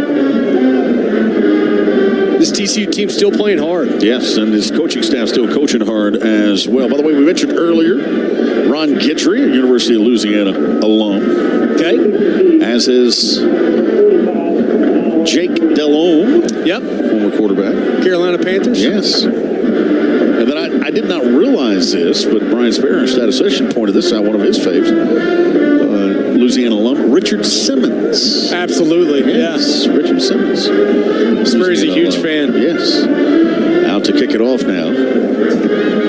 Ragin Cajuns from left to right to Almendares. I always bragged, Brian, that I've got Richard Simmons' hair. I can't grow my hair out. It just turns into a fro, and I always thought it looked like Richard Simmons. I always wanted the flowing locks. I could never get the flowing locks. But do the Richard Simmons hairdo. It just grows straight up. There's nothing I can do about it. Yeah. Jeremy Payne is back to receive this one. He's going to bring it out here. How about this on the return? 10, 15, 20, and up to the 23-yard line goes Payne. 11:59 to play in this ball game, and I got to believe the Frogs offense will start playing some more guys, but Josh Hoover comes back out again, just like we thought, right? Yeah, maybe try to extend that record to unreachable status, make it a little more difficult. I have a feeling they're going to try to establish some semblance of a run game here. Yeah, you would think. That's the one thing about this offense. They've been so one-dimensional this year. It's going to be interesting to see how Sonny Dykes addresses that in the offseason. Well, and it's baffling because Kendall Browse's teams have been great running teams. Yeah, no doubt. Years. So there was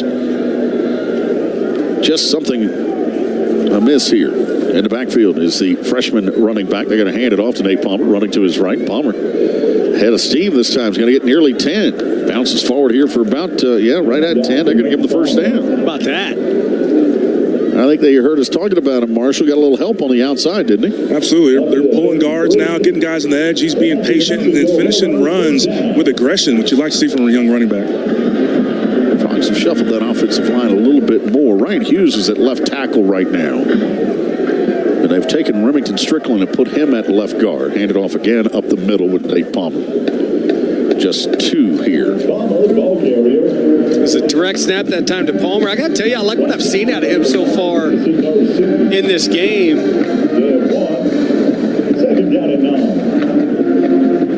Second down now. 2nd and 9. Hoover out of the gun. He's going to check the play here at the sideline with Kendall Browse.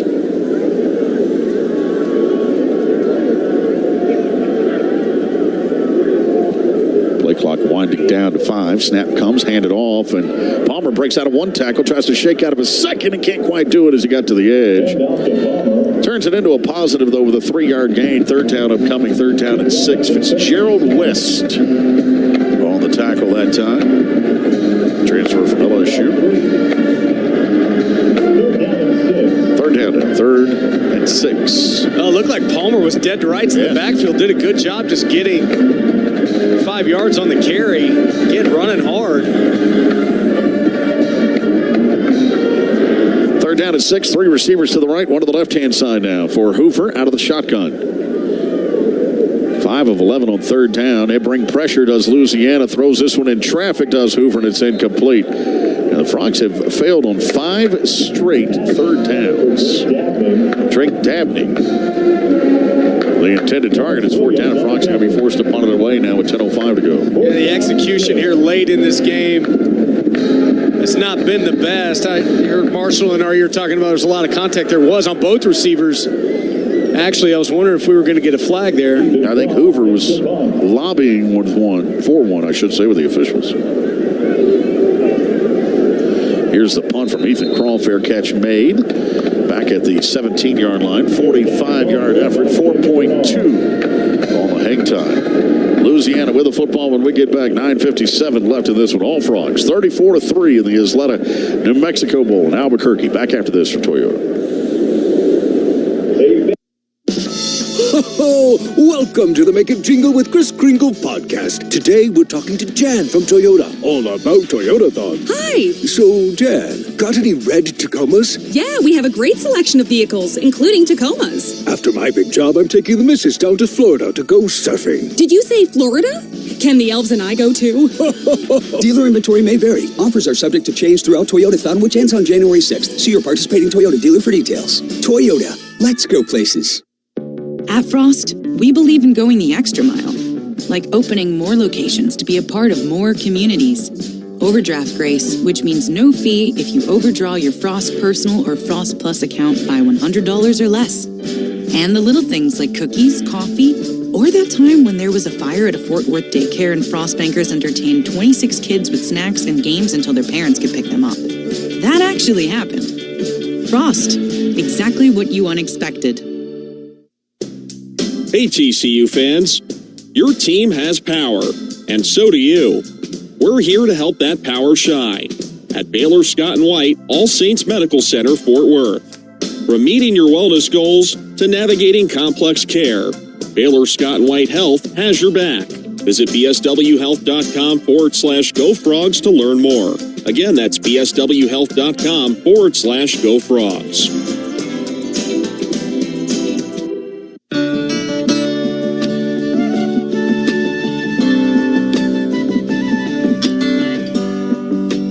Horned Frogs in control in Albuquerque. They lead at 34-3 over Louisiana. Dave Shook with you here inside the Marin Studios with a check of the Coors Light scoreboard. One other bowl game in progress right now. And if you like points, the Pop-Tarts Bowl in Orlando is for you. After the opening drive for Miami resulted in a fumble after one play from scrimmage, we had 9 consecutive drives that ended with 8 touchdowns, 4 apiece, and the game tied at 28 right now. Still 4 minutes left to play in the second quarter between Iowa State and Miami right now in a game that, guys, it's a little bit of a what could have been matchup with both Iowa State and Miami at one point inside the top 10 and unbeaten after 8 weeks this season, but a good one going on right now in Orlando. Tied at 28 on that one. You know, the cool thing about the Pop-Tarts Bowl, did you see where they got the waiver from the NCAA to have sprinkles on the sideline? Yeah. You got to be careful. Yes. Me and Marshall will be down on the sideline eating the sprinkles. What they did is so the white boundary around the field is covered in sprinkles. That game has become hilarious. I love it. Putting the Pop-Tart in there and then it pops out one that they eat. Right. After they literally murdered the Pop-Tart on live TV. It's an edible trophy. First down now. First down and 10. All following in the footsteps of the Duke's Mayonnaise Bowl, the Mayo Bowl, right? Yeah, but you got to think, if you take a mayo bath, it's going to take a month to get that off. Yeah. I'm not sure. The first time, at least, I don't think it was really mayo. What was it? I don't know, but it wasn't mayo. Here's a handoff up the middle. Zylan Perry to the 20-yard line. 2-yard gain there to bring up second down. Second down at 8. Yeah, you got the Cheez-It Bowl, the Pop-Tart Bowl, the Duke's Mayo Bowl. What's next, right? You got the Snoop Dogg Bowl that's taking place right now in Tucson. Well, Wayne Gossard and I were talking about how Snoop Dogg, and rightfully so, he's got to be one of the most likable guys. He's the coolest guy on the planet. But Olympics, he's got a bowl game. Yep. Did you see Jay Norvell, the head coach for Colorado State, came rolling up and just this pimped out ride? It was Snoop. It was, and then they had Santa Snoop, the elf on the shelf, but it was Snoop. But that's illegal. He doesn't. He did not allow that. Oh, really? It was what was it? It was Snoop on the Stoop. Snoop on the Stoop. Yep. Yes, but Snoop on the Stoop is not licensed, and so there's a lawsuit going on, I think. Well, as it should be. Yes. 30-second timeout taken here. 9:10 to play. 34-3 right now. TCU leading it right now, Louisiana. But hey, by the way, though, Marshall, why not have fun with these bowl games, right? I mean, shouldn't we? Absolutely. I think we should have more fun, more bowl games. No doubt. These players are here for a reason. Yeah. Players want to have fun. Scooter's Coffee Bowl, they were dumping cold brew on the couch. That's right. Yeah, I love the Idaho Potato Bowl. They'll dump French fries. They dump French fries. Yeah, the Boise Bowl, the Idaho Potato Bowl, they dump French fries on it, and those are real, by the way. Real those fries? Are real French fries. It's come a long way. When I was at the Sun Bowl, our prize was for Kenny Pope to take me out of my room, and we went and gambled at the casino. There you go. Yeah, second down at 8. Coach Pope. Daniel Beal is in at quarterback now. We thought we would see him. Bill has played some this year. He's a freshman out of Baton Rouge, played at Catholic High School there. He's in the pistol formation here. On first down, he's going to throw it. Rolls to his right, looking downfield. Throws it underneath to the second level, and the catch is made at the 30-yard line by Robert Williams. Beal out of Catholic High School, was a 4-year starter there, 3-time state champion, all-state performer, was the offensive MVP his senior year, over 9,000 yards passing. 39 touchdowns. This guy's had a great career in high school. And now out there at quarterback here as a true freshman for Louisiana. First down at 10 of the 31-yard line.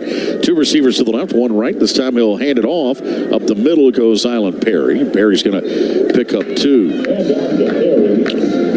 You got to be impressed with Beal on that last throw. The patience he showed as he rolled to his right, had 2 different levels of receivers and waited for the backside crosser to get to him and delivered a nice throw, one of the better throws we've seen today. Yeah, he had to play in that Sun Belt Championship game against Marshall. Tough spot to be in. In fact, their head coach, Michael Desermo, said, hey, he came into a tough spot, didn't blink, went out there, made some throws, gave us a chance to move the ball a little bit, especially towards the end of the game. He'll be ready to go. Second down now. Second down and 8. Fires it left. Catch is made in the flat, turning it upfield across the 40. He gets the first down. Does Chaz Ward. Ward able to turn it into a positive after the reception. That's a 9-yard gain here. Just a second catch of the year for the tight end, Chaz Ward. Yeah, it's just that same route that they tried on the 4th down play that they were not able to convert because of the drop. That time, Chaz is able to catch the football. Chaz Ward out of Terrebonne High School. They're in Terrebonne Parish. Wayne Gossard will know this. Is one of the great LSTs in the Navy was named the USS Terrebonne Parish. Here's Lunch Whitfield taking the snap and a quarterback, and he's upended for a loss on the play. Back to the 39-yard line by Caleb Elarms Orr.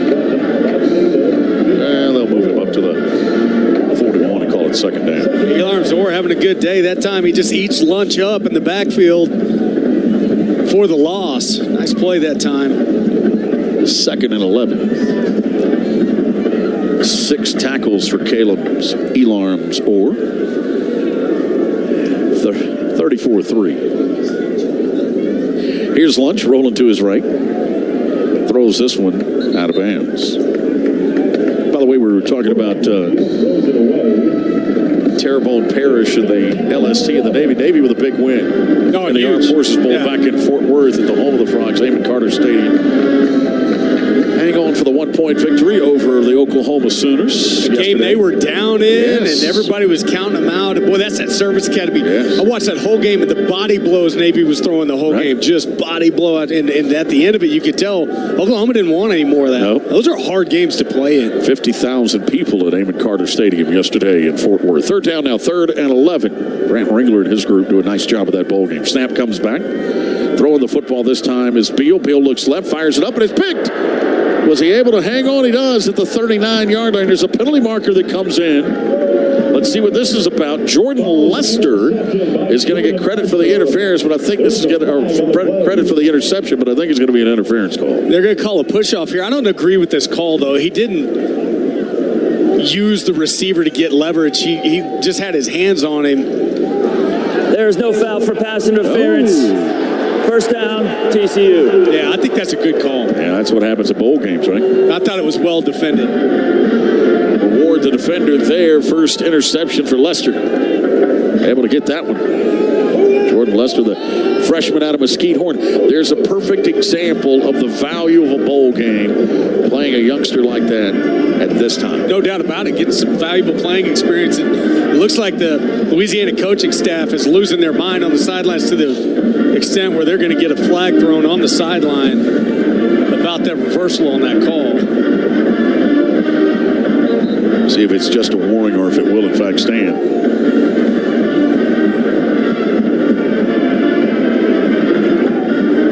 Officials confer here. Looks like they're ready to walk it off. Let's see. The ruling on the field is an interception. After the play, unsportsmanlike conduct, Louisiana bench. That 15-yard penalty will be enforced at the interception spot. First down, TCU. Add the 15 on to it. This Frog drive will start at the 47-yard line of Louisiana. I believe that was on our head coach down here for Louisiana, still giving it to the referee on the sidelines. Michael DeSormo, who's a great quarterback back in the day here. Ken Seals in a quarterback. It's happened now, folks. So the Horned Frogs make the change. Junior out of Azle and turns and hands it off right up the middle. Running with the football, Jeremy Payne. Nothing to do with there. And it'll bring up second down now. 2nd and 9. Seals. A little more action here. Played at Weatherford High School for the Roos. 2nd and 9. Clock runs with 5:57 to go. Horned Frogs are up 34-3, by the way. Guy with a pretty good track record in the SEC, too. Yeah. Seals operating out of the shotgun on 2nd down and 9. Snap back. Seals hands it off this time. Running left, breaking a couple of tackles across the 40. Goes Payne, and Jeremy Payne's going to get 11 and a first down to the 35-yard line of Louisiana. Youngsters getting it done right now for TCU offensively. Nice job there for Payne. Fletcher Fierro, or excuse me, Steele Tubin is in at one of the wide receiver spots right now for the Frogs. Yeah, good run that time by Payne, just waiting on his blockers. Makes a decisive cut. He came up hobbled a little bit. Yep. Keep an eye on that. Lafayette Kawhi's in the slot to the right side. Dozie Ezukami goes wide to the right-hand side now. In motion comes Jeremy Payne back to the backfield with Seals and a penalty marker, or is he going to get a timeout? Things are moving slow there for the Frogs. Play clock was winded down. Timeout going to be taken here by TCU with 4:52 to play in this ball game.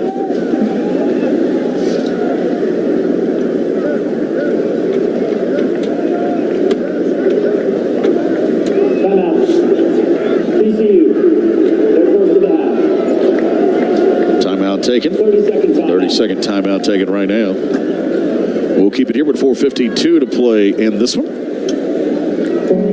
Frogs an opportunity to play a bunch of guys here in this game.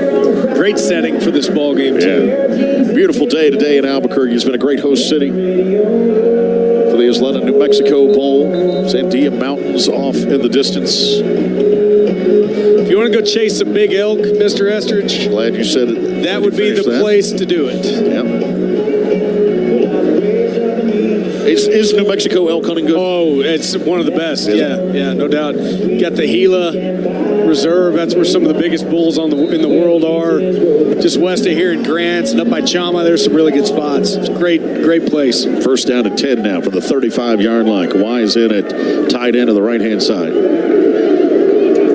Jeremy Payne stays in it, running back to the left of Seals. They're going to hand it off to Jeremy, and a whistle blows here. Penalty marker before they get it off. Let's see. Might have been movement up front. Prior to the snap, false start. Offense, number 70. 5-yard penalty. First down. That's Ryan Hughes. A lot of movement here late in this ball game.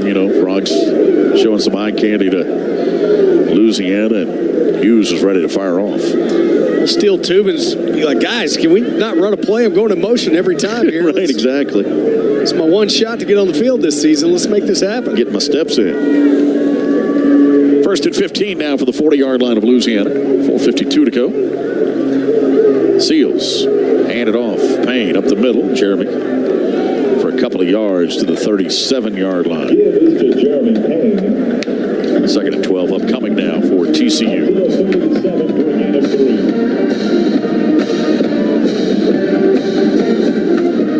4.5 to go. They'll do a trophy release ceremony presentation after this game. We'll try to listen in on some of that potentially. We're more interested in talking to Sonny Dykes directly after this one's over with. Maybe catch up with a player or two as well early on. 2 receivers to the right, 1 to the left-hand side. Josh Hoover becomes the all-time leading single-season passer as Ken Seals with his first throw of the day. Throws it complete here to Braylon James. James of Notre Dame transfer hauls that one in for 5 yards. 3rd down upcoming. A good catch that time by James over on the sidelines. Good zip on the throw. Ken Seals has a good arm. Yes. That was good football. 3rd down and 7 here from the 32-yard line, Louisiana. Frogs up 34-3 here on the Ragin Cajuns if you just joined us. Ken Seals sends 2 receivers to the right, 1 to the left-hand side. Nate Palmer in the backfield, shifts from left to right here. 3rd down now, 3rd and 7. Snap back Seals, going to hand it off Palmer. Palmer trying to slip out of a couple of tackles and can't do it. Loses a yard on the play to bring up 4th down now. Jordan Lawson gets credit for the tackle. Mark Tomerdahl would like to kick it. He's walked down in front of Sonny Dykes, but Coach Dykes going to leave the offense out there with a moving clock at 3:10 to go. 4th down and 9 upcoming. Frogs have plenty of points, up 34-3 here.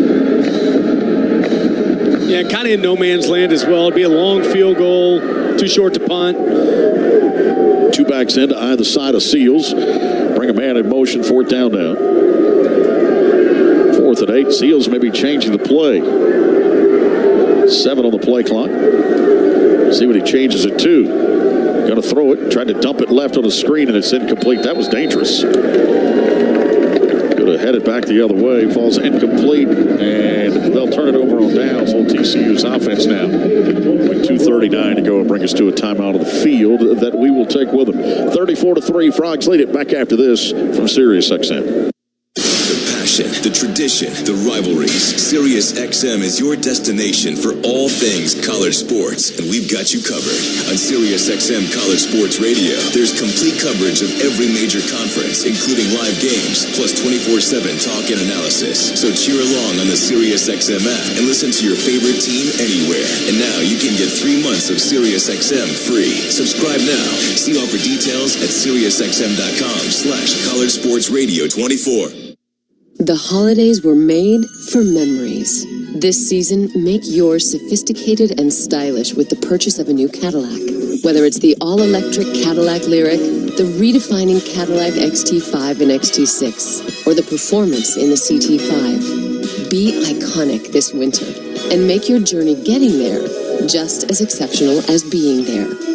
Visit your Cadillac showroom today for the season's best sales event.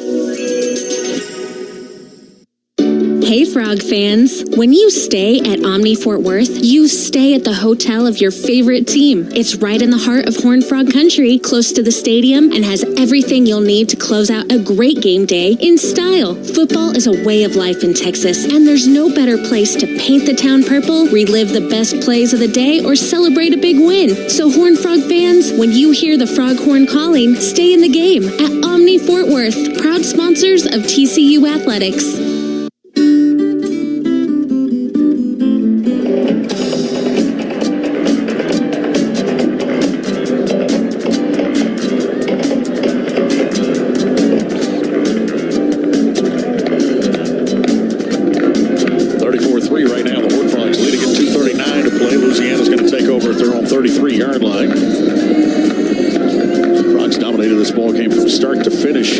Never in doubt since the opening drive for the Horned Frogs. 9th win of the year going to happen here for TCU. They'll be 9-4. Louisiana will finish the season 10-4 this year. The Frogs have won 4 straight to close out the year and 6 of the last 7. This one happening in Albuquerque at University Stadium. I tell you that one of the most impressive things to me about this game is, you talk about the control TCU had, the time of possession control without, again, really any semblance of a run game. Right. It's hard to do. Yep. There was a lot of kind of short passes and, things like that. Not a lot of explosive plays in this game, but really says a lot about the ability to just maintain the football and kind of do what you do. We haven't seen that a lot this season. 1st and 10 right now. Louisiana takes over. Beal back out there at quarterback. 4 wides, 2 to either side here for Daniel Beal, freshman. From his 33-yard line, 1 back end, stands to his right. Trailing 34-3, Beal takes the snap. Got to hand it out, bouncing it out left with running room goes Tylen Citizen down the left-hand sideline to the 40 of TCU and finally out of bounds at about the 31-yard line. Louisiana's not done. 36-yard run for Tylen Citizen, redshirt freshman, played at Church Point High School in Tucson, Louisiana. Yeah, I believe that was Jonathan Bax that kind of got caved down there, didn't maintain outside leverage. It's just nobody there. First and 10 at the 31-yard line now. Out of the shotgun works Beal. 1 back in. Beal going to turn, hand it off, running right with it up to the 27-yard line. Goes Citizen again. Tylen's come in with a burst. And that's going to bring us to the 2-minute timeout. We'll take it with him. 1:56 to play in the ball game. 34-3. Horned Frogs up. Back after this from Baylor All Saints. Hey, TCU fans. Your team has power, and so do you. We're here to help that power shine at Baylor Scott & White All Saints Medical Center, Fort Worth. From meeting your wellness goals to navigating complex care, Baylor Scott & White Health has your back. Visit bswhealth.com/GoFrogs to learn more. Again, that's bswhealth.com/GoFrogs. Life's too short to live in Dallas. That's the motto at Railhead. It's on the walls and the staff shirts. Railhead Smokehouse offers a spectacular menu of heaping plates of ribs, sliced beef, fries, and cheddar peppers. With weekday specials and their world-famous ice-cold schooners of beer and margaritas. From the barbecue landmark at 2900 Montgomery, just off I-30. Remember, the best barbecue in Fort Worth is at Railhead Smokehouse, home of the Sunny Dykes radio show Mondays at 6 p.m. The tradition, the rivalries. Sirius XM is your destination for all things college sports, and we've got you covered. On Sirius XM College Sports Radio, there's complete coverage of every major conference, including live games, plus 24/7 talk and analysis. So cheer along on the Sirius XM app and listen to your favorite team anywhere. And now you can get 3 months of Sirius XM free. Subscribe now.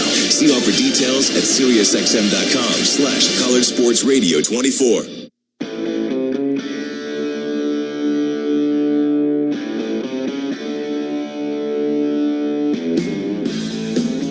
Final 2 minutes of the New Mexico Bowl with TCU in control on their way to win number 9. 34-3 is the score as they lead it over Louisiana. Dave Shook with you here inside the Merit Studios with a check of the Coors Light scoreboard. 2 other games in progress right now, including one in the Big 12 where 18th-ranked Iowa State is taking on 13th-ranked Miami in the Pop-Tarts Bowl. We at one point had 8 consecutive drives that ended in touchdowns with the game tied at 28, and then just before halftime, Miami kicking a short field goal to take a 31-28 lead into the locker room at Camping World Stadium in Orlando in that one. And then also in action right now, it's the Snoop Dogg Arizona Bowl between Miami and Colorado State, with the Redhawks holding a 6-3 lead over the Rams right now as they hit the end of the first quarter in Tucson. Now let's send it back out to University Stadium and the voice of the Horned Frogs for the final 2 minutes of this one, Brian Estrich. Thank you much, Dave Shook. 1:56 left in it. Louisiana has worked their way down to the 27-yard line of the Horned Frogs. TCU leading at 34-3. Defense out there with some new faces. Lunch Winfield in at quarterback right now. 3 receivers to the left-hand side. Tylen Citizen in the backfield with him stands to the left. Tight end to the right in this formation is Chaz Ward. Second down at 6 here from Louisiana at the 27 of the Frogs. Ball in the middle of the field. They work left to right. Whitfield takes the snap, keeps it himself, turns it up, and gets it down to the 21-yard line. Close to another first down, just shy. Jonathan Bax on the stop this time. And 3rd and 1 upcoming now. Hey, Lunch Whitfield's an impressive-looking guy. Big quarterback. Moves well. I'd like to see him throw it. Yeah, that's what I was going to say. We haven't seen him throw much yet. Yeah. Stays out there now. 3rd down and 1. Redshirt freshman. Citizen stands to his right. 3 receivers to that side. Frog shift defensively up front. Snap to Whitfield. He's going to keep it on the cutback. He'll get the first down, and down he'll go at about the 18-yard line. That's a pickup of 5. Back in will come Daniel Beal. I'm thinking there might be a reason why we haven't seen him throw it. Beal's back in here after a pretty good job on those couple of plays there. Clock runs with 1:03 to play in this ball game. Louisiana taking their time. They do have 2 timeouts remaining, but no need to stop it. Beal operating out of the pistol. 2 receivers to the left, 1 right. Daniel Beal.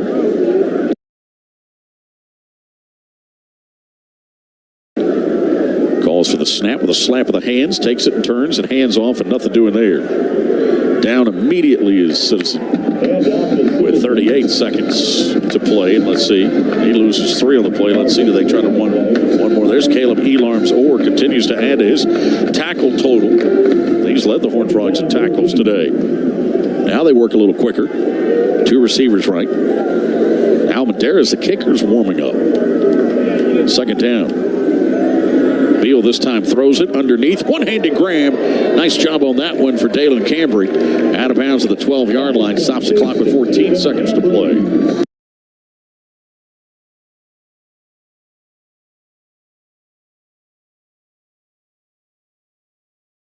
It's an 8-yard reception there. Yeah, really pretty one-handed, left-handed grab there by Dalen Cambry up against the sidelines, too. It's a good-looking player. It's 3rd down and 5. 3rd down now. 3rd and 5 from the 12-yard line.